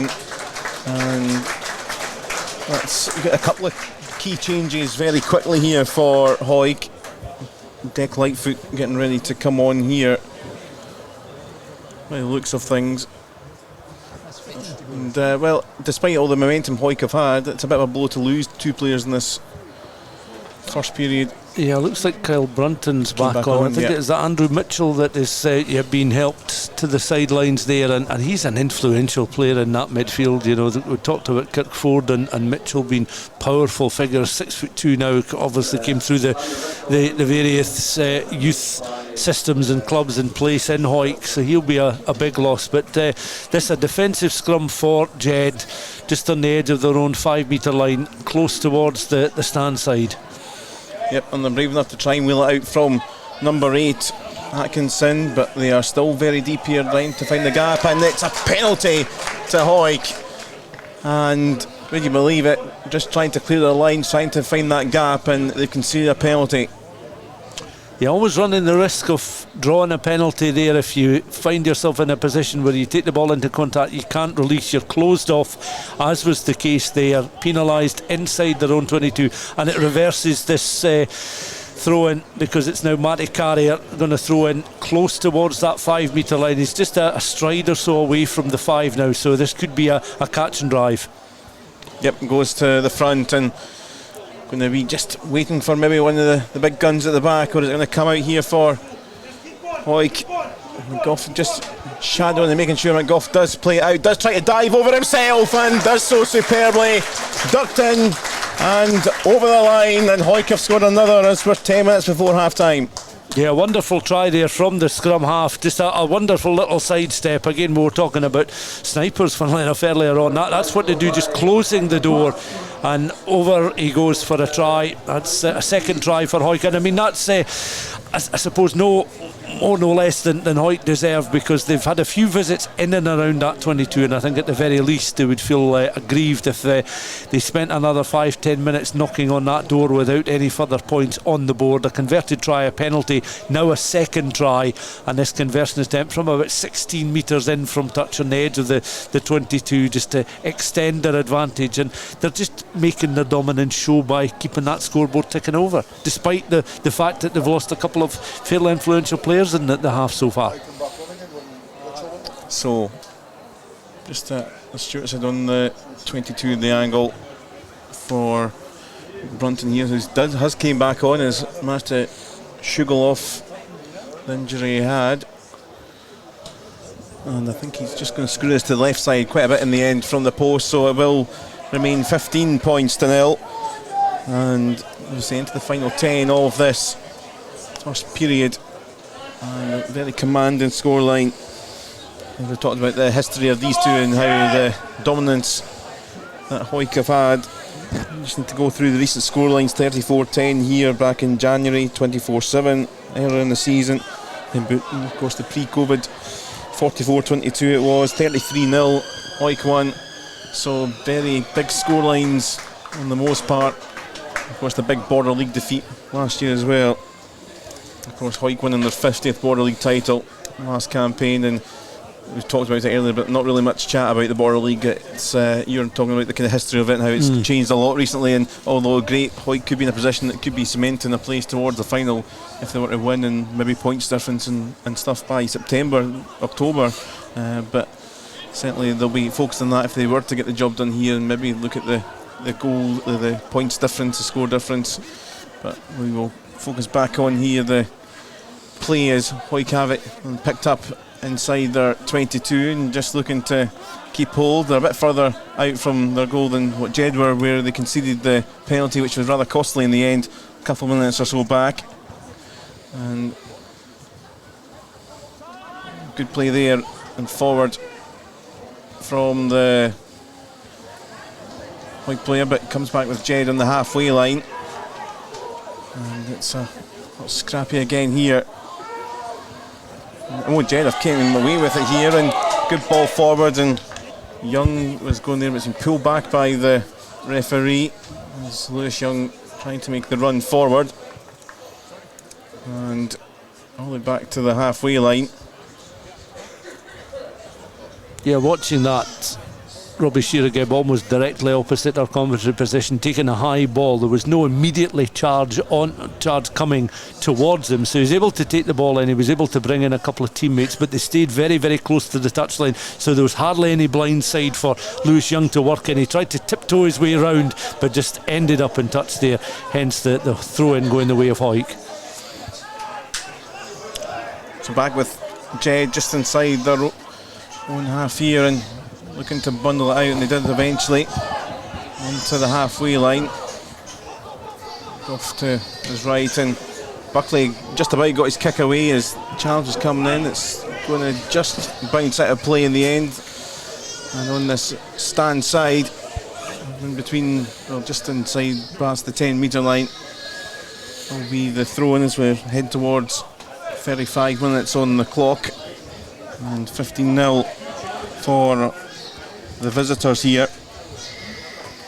Marty Carey with the throw in here. You were talking there about the Border League. I suppose it's like so many competitions that were intrinsically linked with the 20th century. It's keeping them relevant in the 21st, when the sport that it's part of is constantly evolving, and it isn't easy to do that. But White, as you say, 50 championships, 50 Border League titles is quite the record.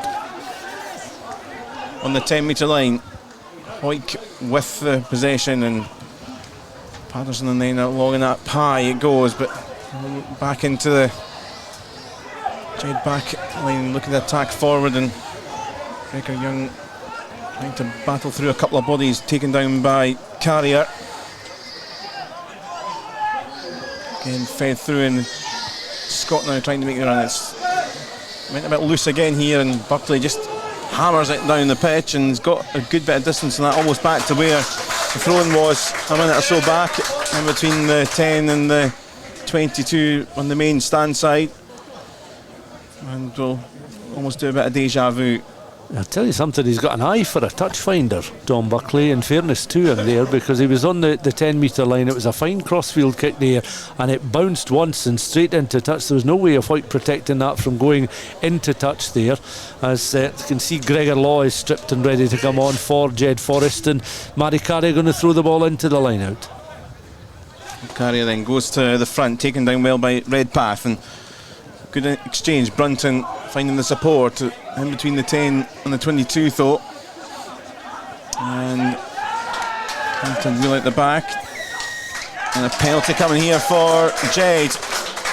Ball not coming out, and Jed a few pats in the back from the forwards there.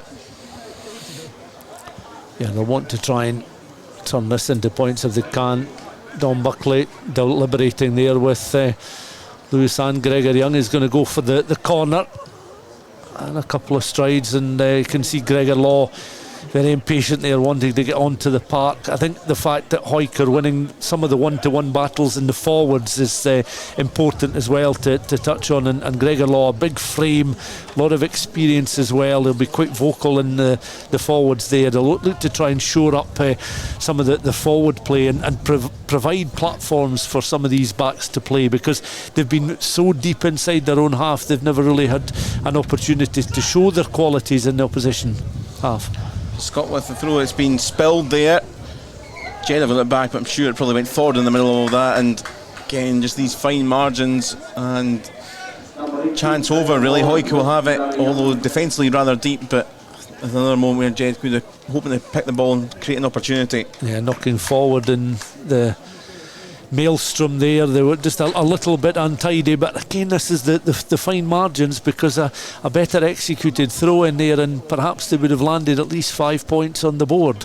As it is, it's Hawick with a comfortable advantage as we close in on half time. Just over 2 minutes to go, another scrummage deep inside the Hawick half, but Hawick have the put in, and Patterson has looked very assured in this appearance for him, a first appearance in the 15s. Scrum's going to be pulled back. I think the ref. Yeah, trying to listen to the ref there. It's quite hard to hear him, but not quite going through nicely, and try and reset. And need to do all the gubbins to get everything and everyone back in the right positions.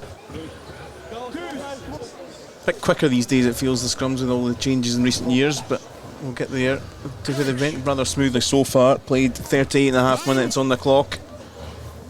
Patterson will try and feed through and in this time.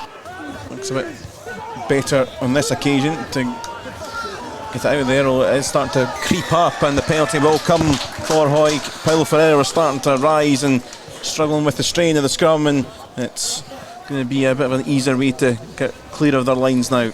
Yeah, both the scrum halves, as I say there, Patterson and McGough have done well in the first half. We've seen McGough, a real turn of pace from him, great acceleration. Patterson as well has got a good eye for a good pass, and confident now to make one or two breaks himself. So the scrum halves are certainly trying to put themselves about, but you looked at the teams earlier on, in particular that selection of forwards, and you felt that on the one-to-one battles and the scrummaging, but Paulo Ferreira aside for a 45-minute spell or 50-minute spell, Hawick were going to have the upper hand, and they've just done enough in the scrums without overcooking it. Hawick reclaim from the line out, but they've been pushed back in towards almost a 22 on that line. Managed to break through, and Carey looking to get a bit of momentum forward. Good clear out though, and support just on the inside for Patterson. Very patient here. Hawick looking to keep hold, being told to use it as we break over the 40-minute mark. So playing the extras in this first half, and this time it's high from Patterson, the box kick, been looking down at it all the way. He's Gregory Young right in front of the main stand and takes hold of it well, trying to get hold, but it will be a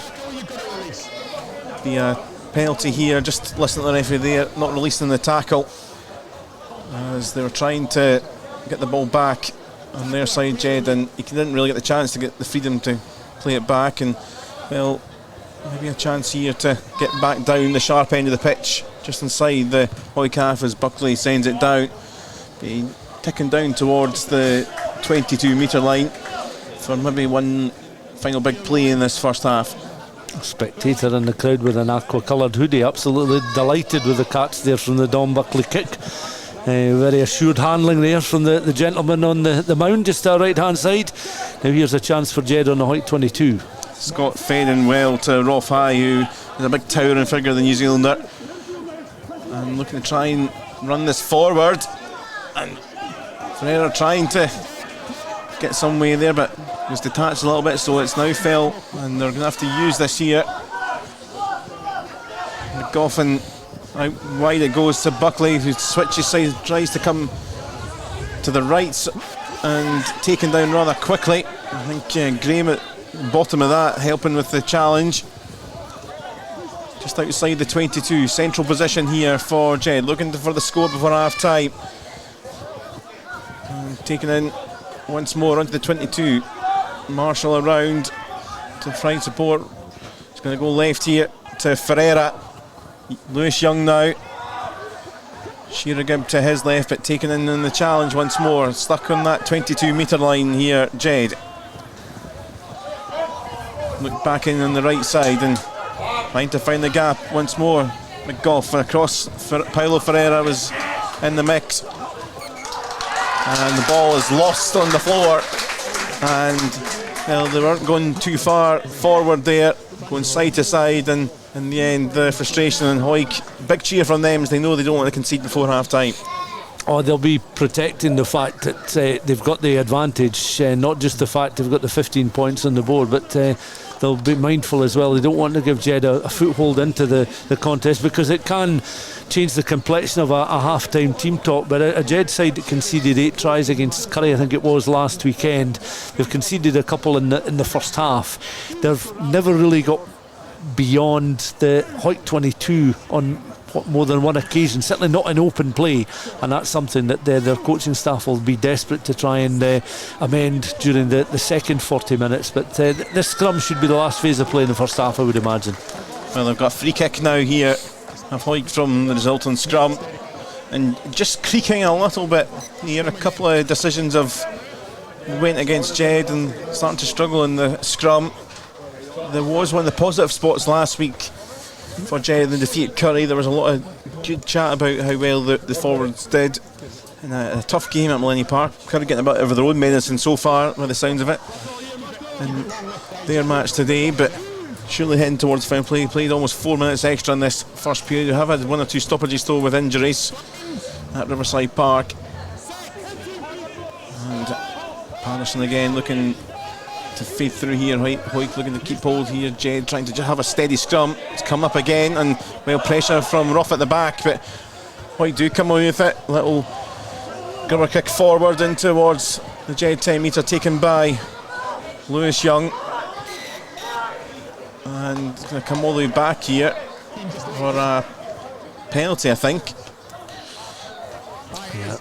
Referee playing a short period of advantage until Brunton played the kick through, the grabber kick through, and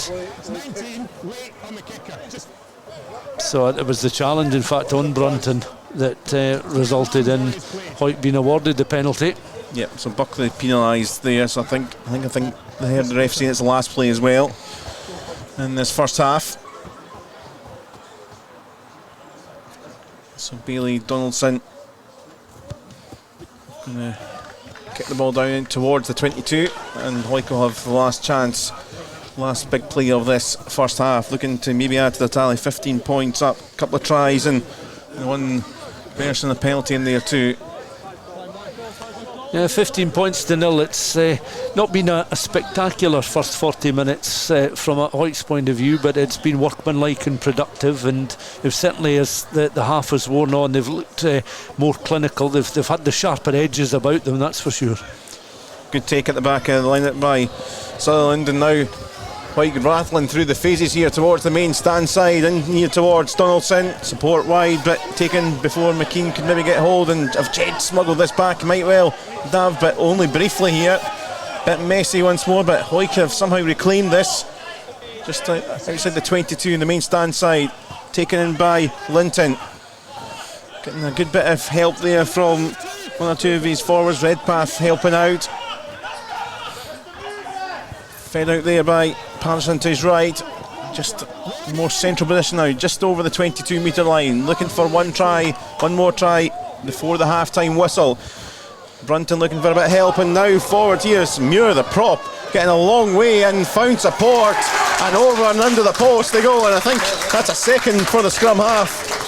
Patterson, what a first half he's had, and Hawick have now really adding a bit of dominance to the scoreboard at the end of this first period. Yeah, and what was important there, and you mentioned it, was the work in particular of Sean Muir, because about a minute earlier they worked all the way along the edge of the 22 but didn't really gain an awful lot of ground. It was a couple of steps forward, but the pass on to the teammate was devouring most of the ground that had been made, whereas there Sean Muir at loose head was able to power his way through, made a good 10-12 metres before the offload towards the scrum half, in underneath the post, and that was the sharpness, that was the clinical edge, just the determination of the loose head, who had a decent turn of pace on him over a very short distance there. That was enough to make the difference, open up the Jed defence. That's 3 tries scored by Hawick in the first half, conceded by Jed at half time, and it silenced the Riverside crowd. And in fairness, there's a fair number that have made their way down to Riverside this afternoon as we've reached half time. Yeah, fullback Donaldson converting, so 22 points to 0 at the break. And Hawick now, as I say, probably the scoreboard looking a bit more dominant now. 15-0, there was still a bit of an edge there for Jed if they could find the moments. They've had a couple of moments where they've had set pieces, they've lost the ball. There've been a couple of occasions where they've had to scamper back defensively because they've maybe lost the ball, and there've been counter-attacks from Hawick. So certainly Hawick very much in the dominant position here. And a very interesting first half. Been good stuff there, good fast-flowing rugby. The pitches, as we thought, were going to be very fast, and not too many fisticuffs. Been 1 or 2 injuries as well in there, so it's been a bit of a battle with 1 or 2 players, particularly from Hawick, but it's not disrupted their rhythm. And I mean, that's a bit of a signal for Jed, that try right at the end of the first half. Yeah, I think it's been a well-tempered, it's not by any stretch an ill-tempered first 40 minutes, that's for sure, as the Jed players then head into the dressing rooms, and Hawick do likewise. And I can see there that John Hogg down, maybe checking 1 or 2 other scores from around the country on his phone as he makes his way into the visiting changing rooms. They'll be by far and away the happier side to have 3 tries on the board. Jed are a side that are looking a little bit stronger on paper, but still some way out of sorts at this level just at the moment, and that they're a club that certainly need some stability and greater numbers, I think, to be coming on a regular basis to really turn them into a force, because without question they've got winners out there, they've got playmakers out there, but we're not seeing a great deal of them. The young twins have had a lot of ball, but they've been, starved of possession in the Hawick half of the field. It's all been ball in and around their own 22 or their own 10 metre line, and I think that's been largely down to the work of the Hawick forwards. They've outmuscled their opponents, their opposition, and that forward platform that the Hawick forwards have provided for their backs has been instrumental in them producing 3 tries, none more so than the work of Sean Muir there lining up Patterson for the 3rd score on the stroke of half time. talking about John Hall getting scores, you just get Stuart Cameron in his ear. That'll probably solve that problem, because he's got all the scores. He's probably got the Twitter servers up, hasn't he? So very interesting first half here. We're going to have updates shortly from all the other games, and I think Stuart, you're with us now. Yes, indeed. The scores coming in thick and fast. Apart from at Raeburn Place, it never comes in from there, so we still don't know what's happening between Edinburgh, Accies and Mar, but we've certainly got some information for you in the other ones. Heriots 12, GHA 22 at half-time. Obviously, Jedforest 0, Hawick 22, you'll be aware of here at Riverside Park. Now, Musselburgh was 17-0 up against Curry. It's now half-time score, Musselburgh 17, Curry 22. So a big comeback from Curry in that game. As late as we have Selkirk's 3, Glasgow Hawks 10, International 1, still waiting on information from Biggar Dundee, but Gala 20 points to 3 to the good. A couple of tries from Keith Young and Cameron Pate there, so they're going very well in the Battle of the Maroons. Highlands 17, Ayr 6. At half-time it's Kelso 13, Aberdeen Grammar 9, Stumel 20, GHK 14, and Stirling County have a half-time lead over Melrose 15 points to 0. Into National 2, it's Falkirk 35, Dumfries 5 at the break. Hamilton Berwick, as we mentioned earlier, postponed. That will be replayed at another date. Lasswade 19, Kirkcaldy 6, Peebles 19, Cartha Queen's Park 6, and Preston Lodge 14, Boroughmuir 0. And in the East League 2 match, Livingston 5, Langham 15 at half-time. We'll hopefully have some reports from our team out among the grounds right after this short break. Based in Galashiels but covering the whole region and beyond, Borders Mortgage Hub is your one-stop shop for all things mortgage related in the Borders. Visit us at bordersmortgagehub.com or call us on 01896 807 008. That's 01896 807 008. Borders Mortgage Hub. Mortgages for the Borders in the Borders. Hello, this is George Ingalls here, and I'm thrilled that my songs are now available on 2 albums, Anthology and Lockdown Blues. Late in the evening, she's wondering what clothes to wear. Both available on iTunes to download and stream. I am the train, been gone since 69. George Ingalls Anthology and Lockdown Blues. Check them out now on iTunes and other digital sites. To commemorate the 7th anniversary of the opening of the Borders Railway, an 8 DVD box set is now available featuring the complete series Borders Railway from start to finish, plus the full hour-and-a-half documentary 5 years on, which examines the possibility of an extension to Carlisle, plus extra features including a cab journey along the entire Borders Railway, all for the special price of just £14.99, including post and packing. You can get your copy direct from hotdisc.co.uk/shop. That's hotdisc.co.uk/shop. The 8 DVD box set, The Complete Borders Railway, is available now. This is Borders Rugby Special on Borders Rugby Radio with Stuart Cameron. OK, I think we can go to Netherdale now for the latest on Watsonians and Gala. Gala at home there, and waiting for us there is Sam Matthews. Yes, it is 20 points to 3 at the half to the home side. It has been a story of Gala's line-out versus Watsonian's scrum. Gala's back row must have been watching David Pocock highlights throughout the week, as they've amassed 5 turnovers already at the half. Captain Liam Scott claiming 3 for himself. The opening 30 minutes resulted in a good strong contest with only 6 points between the two sides. Harris Rutherford kicking 2 from the tee. Ben Morris, the 10 for Watsonians, then came off injured. That clearly amassed a sign for the Gala team to pile on the pressure, which soon resulted in Cameron Pate and Keith Young, 15 and 14 respectively, crossing the whitewash and scoring the 2 tries of the game so far. Harris Rutherford has been exceptional. We spoke about him in the pre-game, about how he had to fill some big shoes. He has been exceptional on the field, and his kicking off the tee has complemented that beautifully, having 4 from 4 at the half. Half-time score here, Gala 20, Watsonians 3. OK, Gala 23 to the good in that one. Let's go back to our commentary team again. We've got Callum, Patterson and Stuart McFarlane with us today, Riverside Park. The players will be returning shortly. Currently 22 points to 0 to Hawick, but some of those other interesting score lines at the moment. Musselburgh 17-0 down now, and up to 22-17. Curry coming to life. midway through that first half, it certainly sounds, and scoring at will. Of course, a side that produced that humdinger of a playoff final with Mar at Millennium Park back in the springtime, and they'll be looking to come out top dogs and know that a match against Musselburgh is going to provide them with a stiff test. And Musselburgh, obviously, their tactics were to start well, try and ensure that Curry were unable to get on the front foot early, which Callum seemed to be the case when we heard it was 17 points to 0. But a side as potent as Curry, if you concede one try, inevitably the onus is then with a Curry side who are hurting at trailing by 17 points to 0 and wanting to hit back quickly, and with a succession of scores it appears they've done so. Yeah, I was going to say they kind of had the taste of their own medicine a little bit in that first phase of the first half. After we talked about Jed last week, it's a hard place to go, Millennium Park, but certainly have kind of turned things around, but still 40 minutes or so to go there in that one. And I think there was a lot of, you're always going to be disappointed losing the playoff, but I think Curry felt like that was a big chance for them last year, and Mar have been a story. They've risen through the leagues, have developed their team over the last few years, and a big story for there. So Curry will be kind of smarting from that, be looking to go one better this campaign.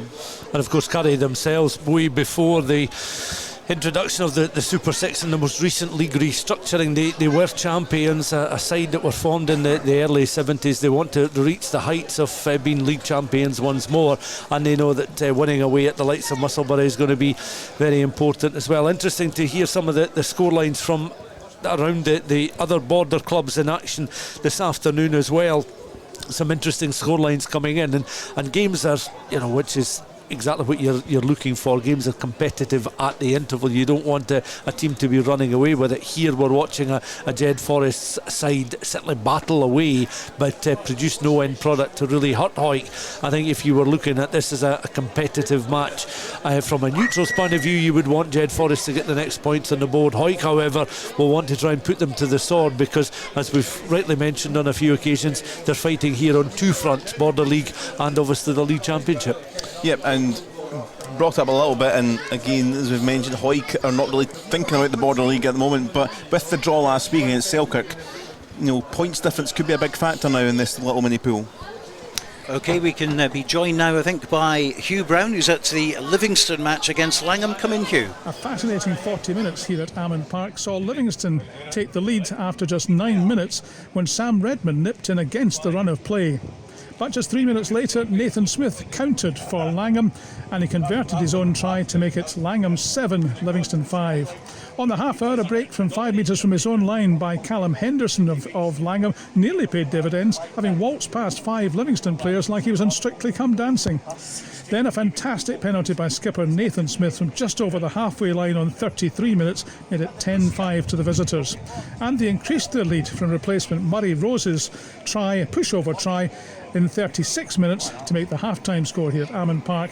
Livingston 5, Langham 15. Thank you very much indeed to Hugh Brown. Still waiting on Kelly to come in with her report from Selkirk, but I can tell you that it's Selkirk 3, Glasgow Hawks 10 at the moment. Also in the Premiership, Musselburgh 17, Curry 22, Heriots 12-22 at half-time, and down here of course at Riverside Park, Hawick 22 points to the good at the moment. They're out on the park. We're just waiting on Jedforest, but time to go back to our commentary team, which is Stuart McFarlane and Callum Patterson. Thank you very much, Stuart Cameron. And we are just seeing the Jed side come back out there. I think Hugh Brown, we know what he's waiting for to come back on the telly with Strictly Come Dancing in the winter. I think we'll all look forward to the winter nights that start coming in, and it's dark at 4 o'clock. But today the weather has held up. It's meant to rain later on, but it's dry, it's windy but warm at Riverside. But scoreline is not the friend of Jedforest here at Riverside Park and the home supporters. And kind of touched on just a moment ago, Stuart, as Dom Buckley looks to get the game back underway, that next score is going to be pretty crucial, you suspect, to see Jed get back into this game. Yeah, you feel if Hawick get another score on the board, or even 2 penalties, goals or something along those lines of either 5 or 6 points, then it's going to be almost curtains for Jed. But Rory Marshall on the break just now up towards the 22. Yep, good running here as they recycle through 2 or 3 passes really well on the small stand side. Skeldon comes in here now in between the 22 and the 5 metre line. back with Wardrobe now and support in Paxton, the prop. Jade looking to start on the ascendancy in this second half. A couple more coming in the big guns.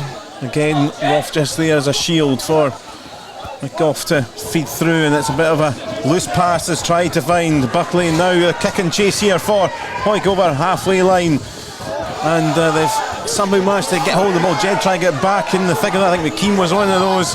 Now Brunton trying to get through a gap, now up to the other end here towards the 22 at the other side, and Hawick once again being very profitable when the balls came loose to Green. Heck of a lot of metres taken in now. Redpath just outside the 22 into the main stand side.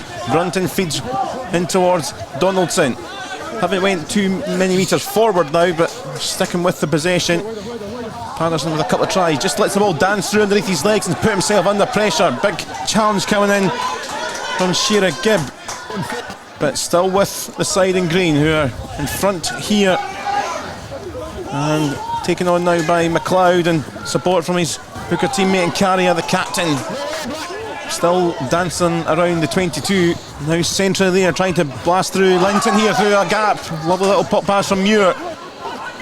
Taken down. Patterson when they go with Brunton, maybe go towards the left side, and now right on the wing, waiting for it was McKean, looking to add to his scoring tally this season. It's taken in, was a forward pass, but the pass was forward in the end as he got up to the 5 metre line. That'll end that move, and again genuinely the downfall of a loose bit of play. Hawick straight up the other end and looking menacing. Yeah, attacked in very quickly after a loose ball made its way out in the direction of the Jedforest fly half this afternoon. Don Buckley was maybe just a little bit further forward than he should have been, given the position he's playing in this afternoon, but the move then broke down, and all credit to Logan Gordon-Woolley, because he was an isolated figure. It was a good strong break. He was able to fend off the challenge from Lewis Young, who was playing fullback, to try and bring him to deck. He was able again to retain possession of the ball. Now Hawick had 4-5 phases after that where they were eating into ground inside that Jedforest 22. On this occasion,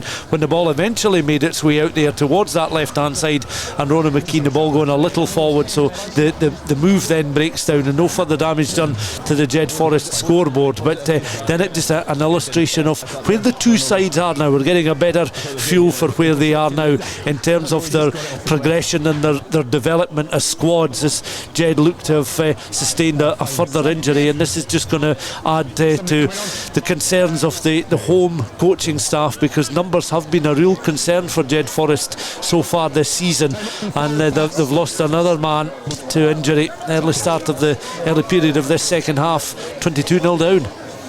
Yeah, I think this is someone that's just came on towards the start of the second half. I think it is, who came on at half time, and coming back on is Gary Young, so that's a bit of an early blow for Jed, as getting applause here as he gingerly walks off the pitch, as we've played for almost 4 minutes of this second half. No, in fact it's I think it's the Jed number 8 that's come off there, Matthew Atkinson. Yep, that sounds about right, as you see him down there. So that's an enforced change early on, with Young coming back on, and we're looking to try and get a scrum to settle. The referee's had a couple of goes at trying to get this started in between just inside the 22, and the referee had to blow up once or twice, and Jed were starting to get penalised and free kicks against them at the end of the first half. But this time Jed with their own scrum, Goffin in at the back of the scrum, and it's fed out really well here, and look to try and break away. Bursting through was Ricardo Ferrer. Not had an awful lot of a chance to see him, because there's real excitement about him coming in. There's Paolo. Now taking it just outside their own 22. Fed back to the right side, and Buckley, it's a lovely bit of skill there. Dummy pass and finding Gregor Young. Back inside it goes. Looking to just find a gap to burst out of their own 22, which they have briefly on the floor. I think Scott this time, and now out to the main stand side. Again, McGough finding support now. A big bit of running by Roth, but straight into a couple of green jerseys and taken down rather swiftly. Now Buckley flings it wide to the other side, the right side now, and looking to get the challenge in the tackle in McLeod for Hoy, stopping any threat of getting too much further. Not gaining too many metres here, but they're keeping hold of it, which is the main thing now. Skelding inside, got a nice little pass through up towards the halfway line, and taken up now by Lewis Young, who's going to try and wriggle through 2 or 3 in green. Up well towards almost the 22 metre line now. Right from McGough, and a bit of a slack pass, but recovered by Gary Young. Now rolling his way forward towards the 22 on the stand side, main stand side now. Now a big challenge in, and Roth absolutely hammered to the floor. Was it dangerous? It was. It's a penalty. Taken very quickly here by Jed. In coming for the support was one of the forwards. Thinking also in there too was Buckley, trying to keep it in his grasp. Now Ferreira coming around. Forwards up towards about 5 metres out here. Little dummy back from the scrum half is not quite worked, but Young gets it back. Gary Young, that is. Right almost in front of the post here for Jed. Inching towards the line here, looking for that score. Forwards again, Paxton with it. 6-7 metres out, going further and further right here. Hawick have stolen it, but not legally. And it's been pulled back, and they're inching closer here, Jed. It's been a positive start to the second half for the most part, but now they are creeping forward and going to be 6-7 metres out. A little bit quick chat here to Hawick player. Those are just penalties, but let that happen. Referee in conversation there with Matty Carrier. I think he's bringing play back for possibly a high challenge when Don Buckley was taking the ball into contact. Buckley has the ball in hand at the moment. That was 3 excellent phases of play there involving Gary Young, who was the most offensive Jedforest player there, very direct in his running. A lot of the passage of play you mentioned in commentary, Jed, not really going very far, but Gary Young certainly changed all that. Now quickly taking the penalty from short range. Roth was in the middle of that. Now it's wheeled round the side. Can they get this over the line? They are a metre or 2 short here. Skeldon in the mix. Can he feed it through? And Prop's got it. I think is it Ferreira that's got the one over the line in the end. I think Ferreira is the man who's going to touch down and claim the score.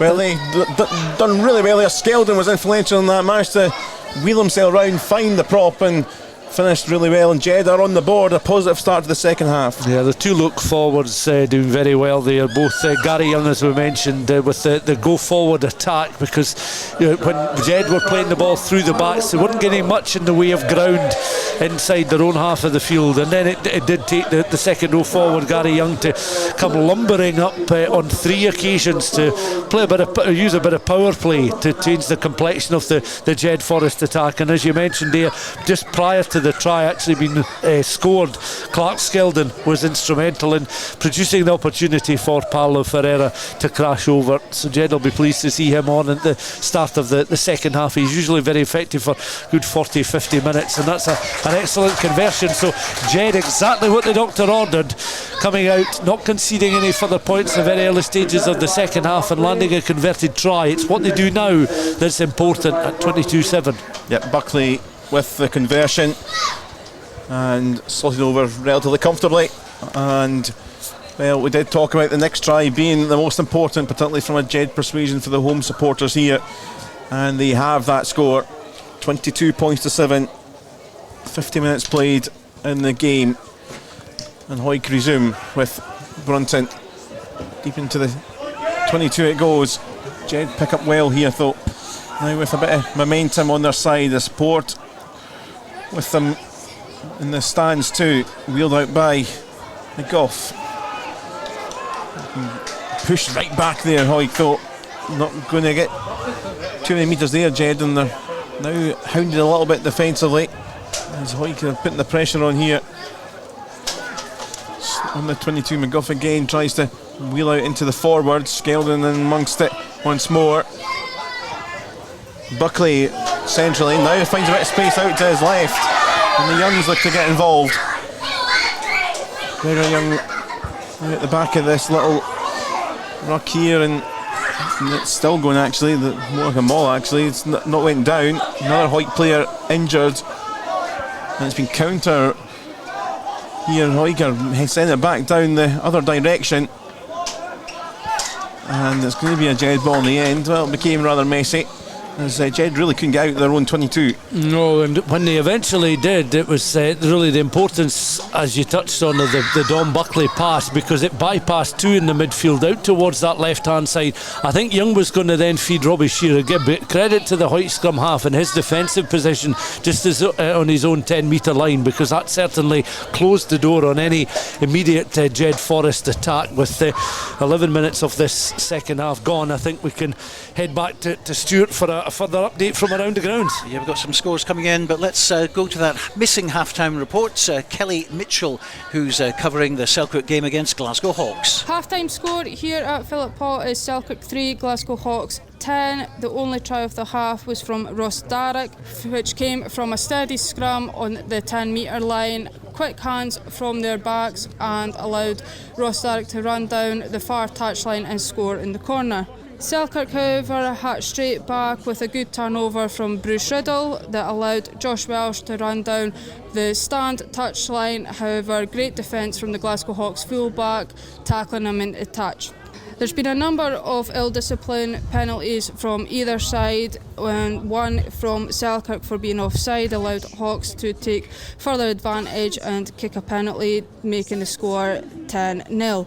Selkirk were awarded a penalty kick on the 23rd minute when Hawks tackled high. However, Matt Reid wasn't able to be as accurate as he was last week and missed the posts. However, quickly after that, Ross Nixon from standoff took a good break from a scrum in the halfway line, which took Selkirk into the 22.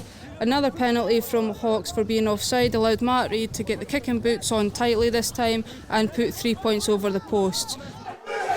Okay, thank you, Kelly. And Jed back in possession here, keeping hold after the scrum, but still inside their own half, just inside their own 10 metre line on the smaller stand side. At the back of Gregor Young looking to try and sneak away and do's that channel there. Lewis Young involved, just managed to dart a little bit, but not get too much further than the halfway line. A little bit of momentum made. Gregor Young comes back in again. Roth plays it across, and the second row is looking to try and keep hold now in the central position, still just inside their own half here. Jed fast approaching 10 minutes into this second half, well past that now. 13 played on the clock. Fed in to Greg Young again, heading back out to the right now. Good burst through from Roth. New Zealander makes a good bit of headway into the right side. Skeldon and creeping forward towards the Hawick 22 now. Second try here for Jed in quick succession at the start of the second half. Would certainly put the cat amongst the pigeons. Now good couple of three phases to the other side, flung across here for Marshall, looking to try and back himself, trying to get through two or three Hawick bodies, pushed up towards almost the 22, now on the main stand side, trying to add a bit of help as one or two others in blue, but the penalty will come in the end.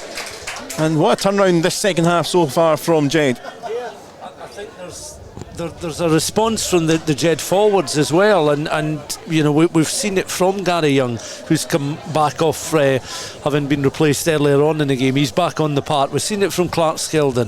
I think that's important. They need to help their backs when they're gaining some ground between one 10 metre line and the other, and that's a little kick from hand into the corner, providing a platform here 5-6 metres from the Hawick line for Jedforest to try and go and attack once more. Let's see what they can do from an attacking line out throw in just down to our left hand side. As I say, 5-6 metres from the Hawick line, clearly buoyant by the fact that they've scored a converted try in this second period, but still work for them to do at 22-7 down.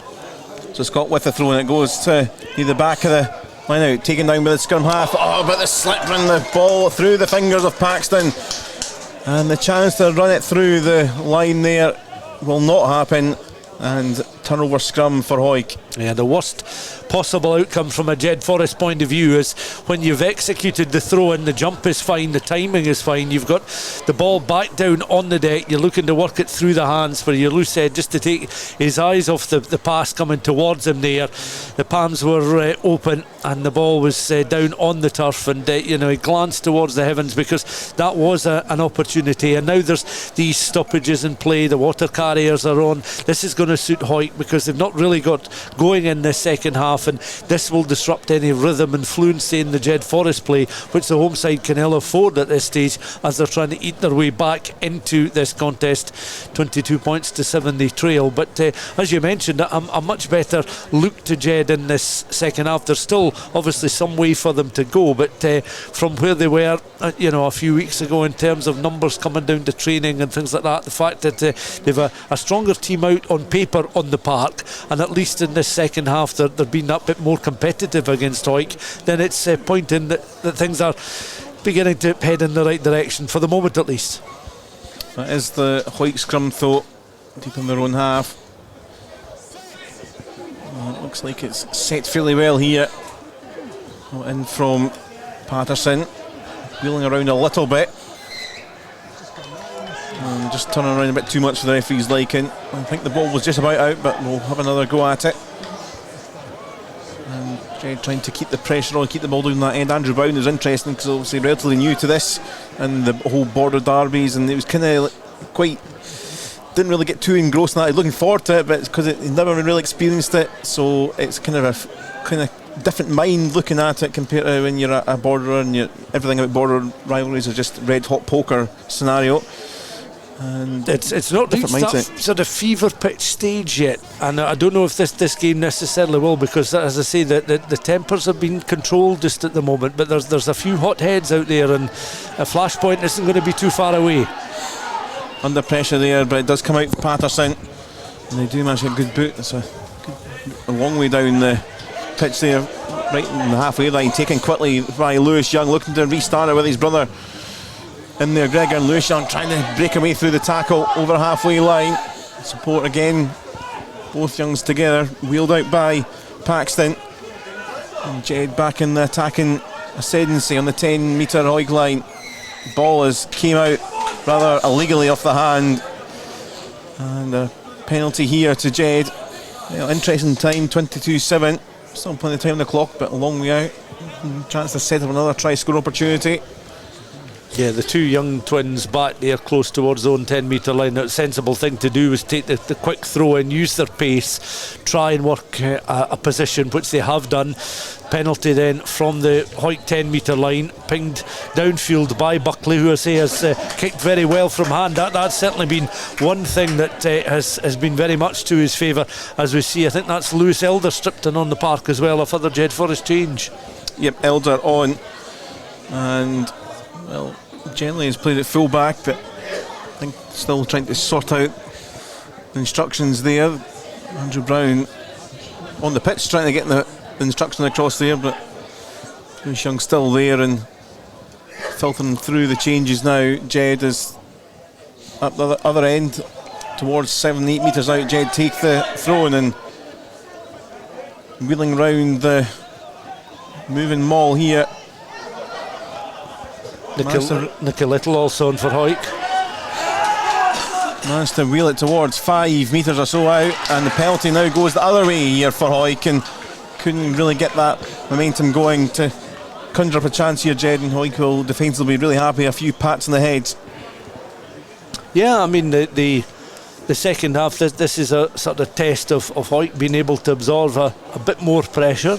They've not had quite the same go forward as they had in spells in the first half, but no further damage has been inflicted on the scoreboard. 22 points to 7 remains the score after that. Again, it was a well constructed Jedforest try. And as I say, Jed going to the bench. We see Lewis Elder on, we see Nicky Little on for Hawick as well, so a few changes been made. These are going to be important times as well for these players coming in, see how they affect the rhythm and fluency of the game. It's quieting down just a little bit in the last few minutes after a few stoppages, but Hawick have a throw in on their own 10 now. Do indeed, as Hawick have in possession. Looking maybe for one more try just to take it further away from Jed again, and looking to burrow it out to the other side as Ferguson found a great pass there and wonderful run. This could be from the wing of McKean. Inside it goes. Linton trying to find the support, big number 8. Now everyone's swarming back defensively, well into attacking position. Flung to Little, the replacement, and did it go forward there? And it did. And well, Hawick's momentum comes to an end, but again, the third or fourth time during the game, any little scrap, Hawick seemed to make so much more territory than Jed when they're having to play or find the attack forward. Hawick again went from one end to the other. Yeah, I think you're quite right to point that out. Jed, it takes a lot of time and a lot of effort and a lot of work to make 50-60 metres usually, and I think the one maybe exception was the hard work of Gary Young on 2 or 3 occasions just before the try was scored. But when the backs have been in possession of the ball, they've been very flat, very lateral, struggling to make some ground. But that was an excellent breakaway there from Ronan McKean, and good strong upper body strength and good footwork as well to evade the challenges coming in to him. And for all the world, I thought after he'd been able to break away and evade an attempted tap tackle that he was going to be in for a score, or at least present one of his teammates with that opportunity to score the 4th try. And then the momentum dropped very quickly. Jed had players flooding back towards the edge of the 22, and Hawick were just unable to keep that solid, that good flowing momentum going, because had they done so, I think they would have scored the 4th try and would have been saying that that's the contest over with 18 minutes to go. As it is, it remains 22 points to 7 and Jed on the 22 again. Yeah, have a couple of goes at this. Of course, Nicky Little for Hawick going in that front line. Rooney McLeod coming up, but Jed doing well from the scrum, looking to come forward from deep. Little flick past Shearer Gibb and support from Gregor Young. Hawick trying to claim it back. The Jed player trying to get himself on the floor so they can feed the ball back to teammates. All got a bit scrappy here. Oh, there's a challenge off the ball as up in the air was Shearer Gibb for Jed. Then a bit of a coming together with Lewis Ferguson, I think, and Hawick have got the possession back, and well, might be a bit of a chat here. First real flashpoint we've seen, taking 63 minutes. Yeah, it's nice to have a derby game where that's not going to be the main narrative of the afternoon, is all the collisions and comings together. But David Changlin coming across to speak to the referee. I said it's 14 on the first. It's just a lift, but okay, that's all. Yeah. Just a penalty by the sounds of it. Fair enough. I think so. Yeah, I think so. I think from what we could see of the challenge, I don't think an awful lot was made of it. There was Jedforest, Robbie Shearer Gibb in particular, was looking for some recompense there, but not necessarily a card to be shown. And Matty Carrier just. There's too many guys going over shoulders and landing on their heads. All right, keep it sensible, as I said to you. Yeah. Randy Carrier just receiving the instructions from our match referee, as I'm sure he'll share those with the relative parties in the Hawick side. But Hawick again just that little bit more mobile defensively, and Jed finding it hard to beat 2 or 3 Hawick men in one fell swoop in one attack. Dom Buckley ball though has not found touch, so it can be cleared away from any danger. Fulsome boot, and back on the halfway line, and there's a big boot from Donaldson, and well, a bit of danger averted there. I like it when they always say going to have a little chat with your teammates, and you hear precisely no chat to the teammates, or a couple of quick words. It wasn't going to be a lengthy diatribe. He was going to deliver that for sure. That was a slightly unusual kick there from Don Buckley, because it's nowhere near touch, but they have the throw in now inside the Hawick half. Jed taking it at the back and down quickly for McGough. Buckley swinging it out right, further across. Greg Young finding the support. Lewis Young coming in is Elder, and that back line now for Jed, looking for a second try to really make it a tight finale after a fairly distant first half where Hawick were very, very good at finishing their tries. Ferreira, who scored, now picking up here on the 10 metre line, coming towards the main stand side, supporting Law, who is now on. I thought he was going to come on earlier, but is now on for Jed in the forward pack. starting to be changed around a little bit here for both sides, freshening things up. That's a ball that's bounced off Buckley, not expecting that at all, and came off and went forward, and that was a bit of a messy one, a silly one to turn over possession. Yeah, Buckley, I think, is still getting used to playing 10 and taking up certain positions when you're in open play and attack there. And it was interesting that each time Jed recycled the ball, they did so when all the Hawick players were back to their feet, spread along their own 10-metre line and ready for anything that was coming towards them. At no point did you feel that Hawick defensively were on the back foot there, and that is making it that bit harder for Jedforest. And again, the backs are working very hard, but we're maybe needing, from a Jedforest point of view, needing to look at a forward again to try and make the initial break to open things up, because we've seen it from a Jed point of view with Gary Young and with Clark Skeldon in the second half, and we did see it at the very end of the first half when Hawick were very direct through Sean Muir. So I think the forwards are still going to have a say in the outcome of any further scoring when the respective forwards are going forward in the opposition half of the field. Played 26.5 minutes in this second half, so into the final stages here at Riverside Park. Just the scrums starting to take a little bit longer. Maybe cursed it when I said, they're generally a bit quicker now with all the changes. The different players in there, entire bodies for others. It's wheeling round a little bit here, and a penalty for Hawick, and that's a couple of times Jed have been pinged in the game. There are free kick against them as well. Hawick have certainly felt like they've had the better of the scrums, and shown here with another penalty just on halfway. We ideally looking to find one more score just to put the game perhaps to bed. It's not been an overly expensive last 5-10 minutes for Jedforest, but they will be bitterly disappointed that they've not been able to mount that sort of comeback challenge. We were talking about a team taking the game by the scruff of the neck when they're up against it like a curry and producing 22 points in a relatively short space of time to overturn a 17-0 deficit against Musselburgh just up on the east coast this afternoon. But it will be very interesting to see what happens in the closing stages if Jed can get a second win, because the Luca side that are almost out of ideas now and how to break down this Hawick team. Carrier with a throw in just inside the 22 on the main stand side, taken down well, and Patterson across for Brunton. Switch there, Gordon Woolley. It's a bit loose though, the ball is on the floor, bouncing around, picked back up by Linton. Hawick have went back to the 10-metre line in the Jed half, out to the left side of the pitch next to the smaller stand here at Riverside. Now comes back in Linton, picking up from the scrum half, gets a metre or so forward through a couple of phases, and now the kick down towards the corner flag on this main stand side, and he's judged that superbly there.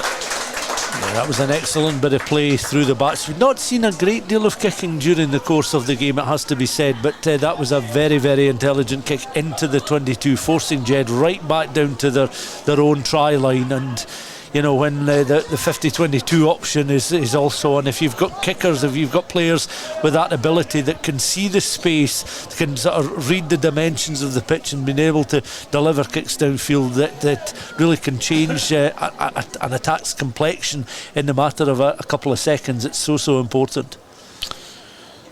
Changes in the front line. Andrew Sweeney coming on for Jed, Aidan Bambrick coming on too. So I wonder if we will see a change in terms of the shape of the back, because obviously Dom Buckley's been playing at 10. It hasn't looked terribly out of place at it either, and he's remaining on the pitch, so I think a bit of a change up in that back line. I think McGough has been replaced as well, so yeah, that is one of the changes. A good win there by Rough in the line out. Yep, Jed keep hold of it, filter through the changes. They're coming through thick and fast in this second period. Into almost the final 10 minutes, it comes back to Buckley. He's got a tight spot to get the kick in. There's two Hawick arms up in the air, charging down, and managed to thread through a little gap just outside the 22. Yeah, that was a good clearance there, because he was under a bit of pressure, but he's in a situation like that, he remained very calm and was able to clear down towards the edge of the 22. A little earlier on you were talking about a fine break from Hawick through the hands and a poor pass in the direction of Lewis Ferguson. I think he really needed telescopic arms, some go gadget arms to grab onto that loose ball there. So you have to say that it's very important as well that the sides remain focused right to the very end of this contest. As the Skelly Cup, we were talking about that a little bit earlier on, played on Boxing Day. I can see it is actually sitting just down in the front of the main stand, all polished and ready. So that which hasn't been played for a couple of years now is also up for grabs this afternoon and heading to Mansfield. Yeah, absolutely. I was speaking to the Skeldon family, Clark Skeldon's family, a little earlier, and that was a big trophy between these two clubs, as well as the Border League and the league. Everything to play for today, and Hawick looking for one more try to cement victory. Brunton playing out, and it's all a bit of a scrap outside the 22. Hawick going to keep this alive here, and they do is taken out by Linton. It's a good bit of headway into the 22, but penalty for Jed, and they've taken it quickly here, looking to try and catch Hawick out. They've gained a good 10-12 metres from it. Now looking to reshape, looking to go through the forwards. And Roth, one of those trying to help out. Sweeney in the mix too, former Kelso player. On the Jed Thistle Sevens, actually a Kelso Harlequin player a few years ago on this pitch. And flicked across to the far side. Jed trying to keep hold of it though. I thought they lost it for a minute there, but they've managed to juggle it. And there it's all rather tight. Lots of Hawick bodies through trying to get the ball back. Was Redpath for Hawick. Hawick protecting the halfway line as if it's their own try line at the moment as the Hawick players down. Yep. So there's it's all a bit tight for space. Gillen looking to try and bruise forward. Talked about Jed just struggling for ideas, tipped out the hands a little bit there. The Jed ball looking for something there, but it's found its way back with Paxton. And now the referee has stopped things and just looking for a bit of calm. There's an injury down there too. And just again a bit messy. Jed made that initial break going for the quick penalty, but unlike when we've seen Hawick have space, they would make 30-40 metres. They made about 10 and then they were kind of stuck. Well, that's exactly right. You mentioned there, and I'm glad you brought that up, because it's a perfect illustration of where Jed have been unable really to capitalise. It was a good break. They made sort of 10-12 metres, and then the recycle ball 4-5 times, and they were only once fractionally beyond the 10 metre line, so maybe gained a metre and then were forced back. And that's what I was saying. I mean, Hawick were protecting the halfway line as if it was their own try line, but it was almost too easy for Hawick, and that is, I suppose, where Jed are in terms of the development just at the moment. I just think they're a side almost devoid of ideas of how to break down this Hawick side. They've got players that are clearly able to create something out of nothing, but we're not seeing the best of them. Stuart. Okay, a quick update as we get the injuries off the ground. Herriot's 19, GHA 34, Musselburgh 22, Curry 39, and Selkirk have taken the lead 22-15 up now against Glasgow Hawks. And in National 1 we've got Gala 25, Watsonians 10, Highland at the moment 23-14 in front against Ayr. We've got Kelso 20, Aberdeen Grammar 14, Stuart's Melville 27, GHK 21, Stirling 20, Melrose 7. That's in National 1. Thank you, Stuart. Heading towards the final 6 minutes plus anything extra. We've had one or two injuries in the second half, but Jed with the throw-in, taking their kick to touch just inside the Hawick half, taken very high by Roth there, cushioned down by the substitute 10, and Bambrick now on towards the stand side. Good play into Shira Gibb. Shira Gibb taken down though. A couple in green, picked back up by Lewis Young. Into contact goes Gary Young, trying to work round the little gap. Lewis Young in there once more, heading to creeping towards the 22. Jed could do with a score now for the grandstand finish, but they've lost the ball, and it's a box kick up on the scrum half, and back in the Jed half. They're having to go from deep again. Gregor Young flattened out in there, and there's going to be a yellow card shown, and Callum Rennick is off to the bin, and Hawick will finish the game with 14. It was a late challenge. It was a late challenge. It was a full-blooded border derby late challenge coming in there on Young, as he was looking to address what was in front of them. Then he was cleaned out there, and I don't think there'll be necessarily any sympathy shown there to Callum Rennick, but equally I think he's happy to take his medicine on this occasion to watch on from the touchline, knowing his side are leading by 22 points to 7. But it makes Hawick's quest for a fourth try now that bit more difficult, as we've only 4.5 minutes of the match plus some stoppage time left to play. So in front of the main stand, well, that's loose, then not being picked up there in the line-out for Jed, and Hawick have claimed it, and Graham is right over the ball, and penalty coming for Hawick, and the chance is driving away here for Jed to find another score. And Hawick going to use a bit of time here, and just on the 10 metre line in their own half, take the scrum, more time out the clock. Yeah, it's all about the game management now, just ensuring that you can pick up a win away from home. You get a bit of silverware in the form of the Skelly Cup, you position yourself a bit better, and you're more assured in the Border League. You maybe take pole position in that competition. It's one that you want to add a further trophy to your immensely impressive haul. And as I say, some players will be more focused on that than others, but I think first things first, it's another league win, and it's a good start from them away from home. That scrum I was talking about, completely making that up, because they decided in the end, it looked like they were going to set up for a scrum, but they decided to go in the end for the line out, which they've made a bit of distance on the 10 metre line now on the Jed half. Well, that's loose as well, and it's came to the back of the scrum, and Ferreira was the one that managed to grab a hold. Now Jed looking for the chance to play out wide, and getting up towards the halfway line. Lewis Young around, fade away on to the centre of the pitch now. It's getting a bit grey being forecast later, but it's going to stay off here as Buckley plays in towards Skeldon. Still playing on that halfway line, comes back to Buckley, feed it out to this left wing for Shearer Gibb, trying to stay inside the touchline. It's taken down, and Bambrick across to his right. More fulsome challenges coming in, and a penalty coming to Hawick, and the phase is just not clicking together for Jed here, and again more time ticking away. Hawick back with it with the penalty.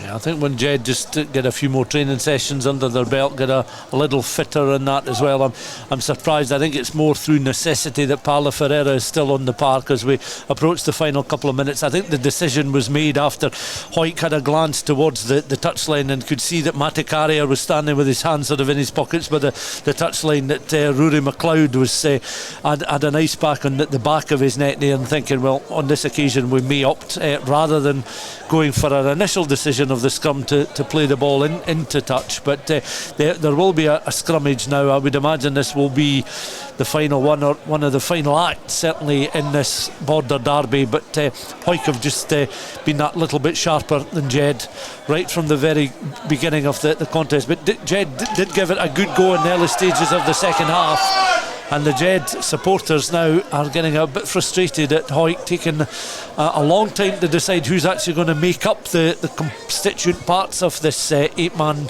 Hawick scrummage. Yep, of course, with Rennick in the bends. I think Gordon Woolley's been told to get in the scrum, and he has entered, and they've managed to get the play restarted into the 80th minute. And Hawick on this near side with Little. Now it's cleared and swept up towards Linton now, who's got all sorts of bodies around him, and Blue Scott, one of those defensively. Up from Brunton, back into Jed possession on the halfway line. Gregor Young goes inside. Lewis Young managed to dance round a couple and finds Gregor Young again. Good challenge coming in though from Elder. And again Jed now inching forward as we head into the red time of the clock. Coming in is Blake Roth over the 10 metre line, and ball is going to be Jed's with a penalty taken quickly. There's Bambrick making a few metres. Trying to pick up his Paxton now, the prop. Trying to edge it towards the 22, still in a central position. Maybe they look to go wide. Paxton picks back up, though, looking to drive through the bodies. Right path for the challenge. Good clear out, little spin from Bambrick, but comes into danger, and Hawick were trying to claim it back. Scott through the gap now. Now could be flung out wide here, and Marshall around. Again, the challenge is coming in green. Just cannot find the second score. Back centrally, Buckley. Blake Roth trying to go through the central area. Buckley again. Trying to dance around 2 or 3, and the ball has been dropped. And again, moment has gone. Referee quite happy for play to continue and resume with this set piece, but I would say that Don Buckley won't necessarily appear in the pantheon of greats that have donned the 10 jersey. Well, he's wearing 19 of course today, but I think he's acquitted himself very well at fly half for Jedforest this afternoon against this level of opposition. It'll be interesting to see if it is a sort of cameo special guest star appearance and he'll take up a different position in the weeks to come, but apart from maybe being a little uncertain which positions to take up in the park in open play, his kicking from hand bar one has been certainly excellent, and I think Jed are just not that well oiled machine that they need to be to really ask more questions of this Hawick side at the moment. Hawick are far from perfect themselves, but they're just a little bit further down the road in terms of the overall development. Jed have it with Hawick clearing. I think will be the last play. A bit of pride here. Bringer Young, lovely ball for Lewis Young on the main stand side. A few metres in from the touchline. 2.5 minutes into overtime. Roth tried to get through one, nearly got through two. Chucks the ball away though. Has to be juggled back by Elder, and it's been cleared all the way back to the Jed half. Scott making a good bit of headway and finding support. Ferreira, Skeldon over the 10 metre line, heading up almost to the 22, rolling good few metres extra there. Now trying to play down the left channel. Lovely play for Gregor Young, and now Shearer Gibb, 2 to his left, but trying to take the challenge himself, and they'll recycle here. Marshall now with a little spin and a tumble. To the right was Young, Gary Young this time. Advantage coming here for Jed. Gregor Young now trying to wheel round. Tackle from Linton. And they go back to the left. It's been left here for Shearer Gibb. Inside for Roth. And the ball goes out of play. I think they're going to come back to the penalty though. And still playing into almost 4 minutes of overtime. Yeah. Robbie Shearer Gibb there on the break, took the ball into contact. He was almost trying to draw in the man and be able to offload in one in the same move, but he had the ball too close to his chest, and he had two players to his left hand side. I think if he'd perhaps measured a pass a fraction earlier, it may well have come off for Jedforest there, but he'd be mindful he didn't want the interception. Penalty taken in towards Skeldon, 5 metres or so away now, just slightly more than that. Forward trying to drive it forward. At the back as Elder goes to the left again, and Buckley trying to wade through the gap. Good strength, about a metre or two shots popped up for Gregor Young. He's swallowed up in the challenges. So short here, Jed, for a second try. I thought Buckley was there, I really did. Again trying to peel around the right side. And now maybe they're going to get over, and they do have their second try. It may well be too little too late to salvage the game, but a bit of pride. Not quite sure who's wheeled over in the end. One of the, I think could be Clark Skeldon. Yeah, I think it's Skeldon. It's got it. Well, if they're going to not win the Skelly Cup, at least a Skelly can get on the scoreboard. Yeah, Clark Skeldon then just flings the ball to one side there, hands above his head there. A real effort from him in the second half from the Jed players. I mean, Hawick I think that's Jedforest having won the second half then by 12 points to nil, because all Hawick's scores were coming in that first half. The referee blows for full time, and Jed, well, they'll head into the dressing room not necessarily licking their wounds, but they'll have a better idea where they are collectively now. So will Hawick. A very productive first half, not certainly as productive in terms of the scoreboard, but they were able to weather a Jedforest response in the early stages of the second half when Jed got their first points courtesy of that converted try 5-6 minutes into the second period, and then Hawick were able to slow up the game, get the game back into a flow and style that they were happier with, as they were in control of the contest. Skeldon's try coming right at the very end of the half is nothing really more than consolation, but Jed were far from whipping boys this afternoon at home. It's never pleasant for a home support to see a Border club from nearby come and take away the spoils, particularly if there's some silverware to collect as well, but Hawick just had too much, and I think they're just that little bit further down the road in terms of their overall development. But from Jed, it's a better response after shipping 8 tries at Maleny Park a week ago. So yeah, to confirm the final conversion miss, so Jed 22, Jed 12, Hawick 22, the final score. And you look at some of the recent score lines of 20 plus points between the sides, a bit closer, and certainly the second half performance from Jed was something to take hold for the games ahead, after a first half which Hawick had couple of really good moments in there, the 3 tries, and could have had 1 or 2 others. Jed will maybe look at how they can use 1 or 2 of those breaks that we talked about that Hawick managed to exploit, but they managed to find their 2 tries in the second period, and 10 points between the 2 sides as both teams do the ritual of applauding each other off. And a Border derby which had the 1 yellow card, but it's quite nice. Sometimes you like a bit of blood and thunder, and not necessarily a fisticuff, but 1 or 2 interesting conversations between players, but it was very well spirited for the most part. It was, and I think the danger you sometimes get with a Border derby is if a referee is very familiar with a Border derby and what it all entails,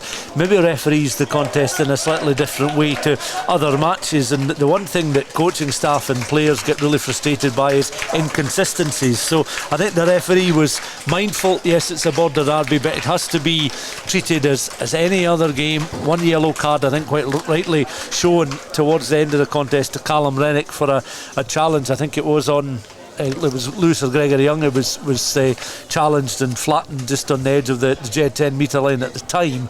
But other than that, you felt it could boil over. There was always the danger of that with a few hotheads out there in the park, but it didn't, and it remained a contest that was worth talking about for the efforts of the players and some excellent scores during the 80 minutes. And it will be interesting just to track the progress of these sides during the course of the season, because I think when the sides get that bit fitter, and when there's maybe a greater nucleus for Jed to select from, as we hope will be the case, then there'll be a side that will be able to challenge, as Matty Carrier comes up and collects the Skelly Cup, which is normally handed out on Boxing Day, but it's a trophy presented at the start of September, and Matty, with a broad smile on his face, taking the silverware back to Mansfield Park.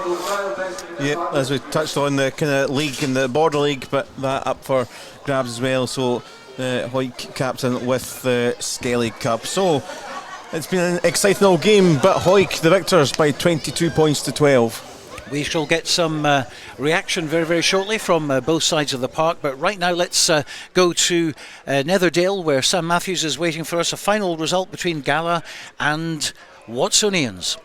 And there we have it, the final score of 32-10 at Netherdale this evening. Galashiels the comfortable winners. Everything started off quiet in the first 30 minutes with only 6 points by Harris Rutherford separating the teams at the 30-minute mark. At that point, they cracked the code to the defence with Keith Young going over the whitewash in the faraway corner. Cammy Pate 5 minutes later following him over in the exact same corner with what looked like the exact same move. If it works once, it works twice. Post Oranges, Watsonians scored immediately after the break through their number 13 cousin, taking the gap to only 10 points. Gala then had to do some miraculous defending, holding up on their own line, turnovers and stopping rolling mauls at source. Gala's back row were truly immense today. Then in a blink and you'll miss it, Fergus Johnson had a clearance kick, which then resulted with a poor touch from the Watsonians fullback, and Cammy Pate outsprint everybody to get the ball down and put a hand on it. It could have gone from bad to worse, and it slowly did for Watsonians. There's 2 yellow cards, one for Captain Stuart Allison and one for Jack Forrester, the winger. And that ended up with Fergus Johnson of Gala, number 9, scoring the final try of the day as he went comfortably over the whitewash after some good sustained pressure in the 22 of Watsonians. The game ended 32-10. To Gala, well done. Thank you very much indeed to Sam Matthews. Let's have a look at the results. We don't have Enbrackie's Mar at all at the moment. So Heriots 24, GHA 48, Jedforest 12, Hawick 22 here. Musselburgh 27, Curry 53, and Selkirk have won against Glasgow Hawks, coming from behinds to win 22 points to 15. International 1, Biggar 18, Dundee 17, Gala 32-10 against Watsonians, we've just heard. Highland 26, Ayr 17. Kelso have won 20 points to 14 against Aberdeen Grammar. Stewart's Melville 27, GHK up from National 2 last year, 21, so 27-21 to Stewart's Melville at Inverleith, and Stirling County 20, Melrose 7. Latest scores we have from National 2, Falkirk 61, Dumfries 19. The Hamilton Berwick game was postponed because traffic issues at the Edinburgh bypass. Berwick couldn't get through them, so the game will be played at another date. Laswade 19, Kirkcaldy 20, Peebles 43, Carther Park 23, and Preston Lodge 33, Boroughmuir 12, who of course were relegated from National 1 last year, so going to Preston Lodge and losing. Let's go down to East League 2. It's Livingston against Langham, and waiting for us there, Hugh Brown. A nail-biting finish which saw Langham almost squander a 16-point advantage at one stage to beat Livingston by just 2 points. Leading 15-5 after the break, they had a try from fullback Fraser Mitchell in 43 minutes under the posts with added extras by Smith.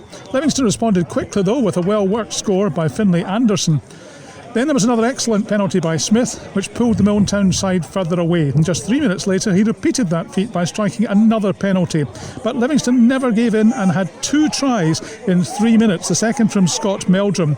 Then a Smith penalty looked as though it had won the points, but in injury time, Livingston scored a try to just 2 points behind, but the conversion was missed. Full-time score here at Almond Park, Livingston 29, Langham 31. So a good start on the road for Langham there, thanks to Hugh Brown. We'll be back after the break with some reaction from Jedforest and from Hawick. Based in Galashiels but covering the whole region and beyond, Borders Mortgage Hub is your one-stop shop for all things mortgage related in the Borders. Visit us at bordersmortgagehub.com or call us on 01896 807 008. That's 01896 807 008. Borders Mortgage Hub. Mortgages for the Borders in the Borders. Hello, this is George Ingalls here, and I'm thrilled that my songs are now available on 2 albums, Anthology and Lockdown Blues. Late in the evening, she's wondering what clothes to wear. Both available on iTunes to download and stream. I am the train, been gone since 69. George Ingalls Anthology and Lockdown Blues. Check them out now on iTunes and other digital sites. To commemorate the 7th anniversary of the opening of the Borders Railway, an 8 DVD box set is now available featuring the complete series Borders Railway from start to finish, plus the full hour-and-a-half documentary 5 years on, which examines the possibility of an extension to Carlisle, plus extra features including a cab journey along the entire Borders Railway, all for the special price of just £14.99, including post and packing. You can get your copy direct from hotdisc.co.uk/shop. That's hotdisc.co.uk/shop. The 8 DVD box set, The Complete Borders Railway, is available now. This is Borders Rugby Special on Borders Rugby Radio with Stuart Cameron. Well, it ended here today. Jedforest 12, Hawick 22. Jedforest scoring all their points in the second half. Hawick scoring all theirs in the first. And Clark Skeldon, the captain of Jedforest, is with Stuart. Yeah, thanks very much. Oh, there we go. Thank you, Stuart. Yeah, thanks very much. captain playing his part at the end, Clark, scoring a try right at the death there, consolation score. Can you sum up your side's performance during the 80 minutes? There was some flashpoints in the game where we could see a comeback almost being mounted. Yeah. It's I mean, at half-time 22-0 down, obviously you addressed that with a 12-0 second half win, if you want to put it in that respect. You're learning more about one another with every passing minute of each game. You feel that you're heading in the right direction now after that? Aye, well that's it. I think after last week and conceding a lot of points up at Curry, it was to try and be a wee bit more solid defensively, and we kind of knew having the twins back we'd have that threat back again and try to get our backline firing again, but it just didn't quite click first half. But second half, like I said, we built a bit of pressure and probably didn't turn it into enough points to make up for the first half, but there is positives to take for it. But obviously we're a young squad as well, just have to keep learning and get ready to go again next week. And what's the sort of the general mood in the camp like the start of a new season, a new campaign, because there's so many distractions now for players at this level, regardless of which club that they play for, that players as individuals are being pulled in many different directions for their commitments on a Saturday? There is a bit of that, Cam, but I think the general core of the squad, they're all local boys, they all want to play for Jed. Obviously having the twins back has been a big bonus this week, but I just try to keep our local boys coming down and hopefully that'll stand us in good stead long term. Obviously there's boys been away, Super 6 came back, so just try and keep the core squad together and keep fighting away. Well, best of luck for the coming weeks, and we'll catch up with you during the course of the season. And well done again for your try. It was a little consolation, but they all count. So I'll make sure I have a pint for that in the night. OK, Clark, thanks very much then. So the thoughts there, Stuart, from the Jedforest camp. So we'll now get some reaction from Hawick. A victory this afternoon is exactly what you're looking for away from home on the road, scoring the 3 tries in that first half. Give us your overall impressions of the first 40 minutes to begin with. For a reaction for last week, the performance, absolutely delighted. 40 minutes, I thought we were bang there. We performed 3 tries, like he says, and then second half we came out. Fair play to Jed. I thought they came out through the ball, but we probably played to their strengths. We got dragged in a little bit, but cut fault the first 40 minutes. It was exactly what we were looking for after the draw against Selkirk last week. Now you opened up the Jedforest defence towards the end of the first half, Sean, with a fine piece of running inside the opposition 22. It's more of that I think that the Hawick supporters, I suppose, will be looking for from yourself and the other forwards, because that extra dynamic doesn't half help your backline. Aye, exactly. Look, it's a game plan we want to work on. We want to play a wee bit wider and move the point of contact. Probably 2 weeks in a row we've got sucked into trying to just go through the middle, and teams have matched us, but look, there was some brilliant stuff in that first half, and we cut them open when we did move it wider a little bit. So we know what we're good at and we know what we have to work on, so just have to keep building. And in terms of that building process, you won today away from home, you've collected the Skelly Cup, you're off to a good start in the Border League. What's the overall vision for the season? I said it last week. Look, who finished top 4 last year, has to be them again this year, who want to be back in that top 4 and challenging for championships. That's where I think a club like Hawick deserves to be and belongs. So we just need to keep going week by week. It's a cliche, but one game at a time. It's Musselburgh next week at Mansfield, and we'll hopefully get the first win of the season at home. And looking at performance today, it seems healthy. Aye, definitely. Look, we're off and running, who says that we're good to go, and we'll look for it to next weekend against Musselburgh and hopefully kick on. OK, thank you very much indeed to Sean Muir and to Callum Patterson and to Stuart McFarlane. We'll be back next week for another Border derby. It's Jedforest against Selkirk.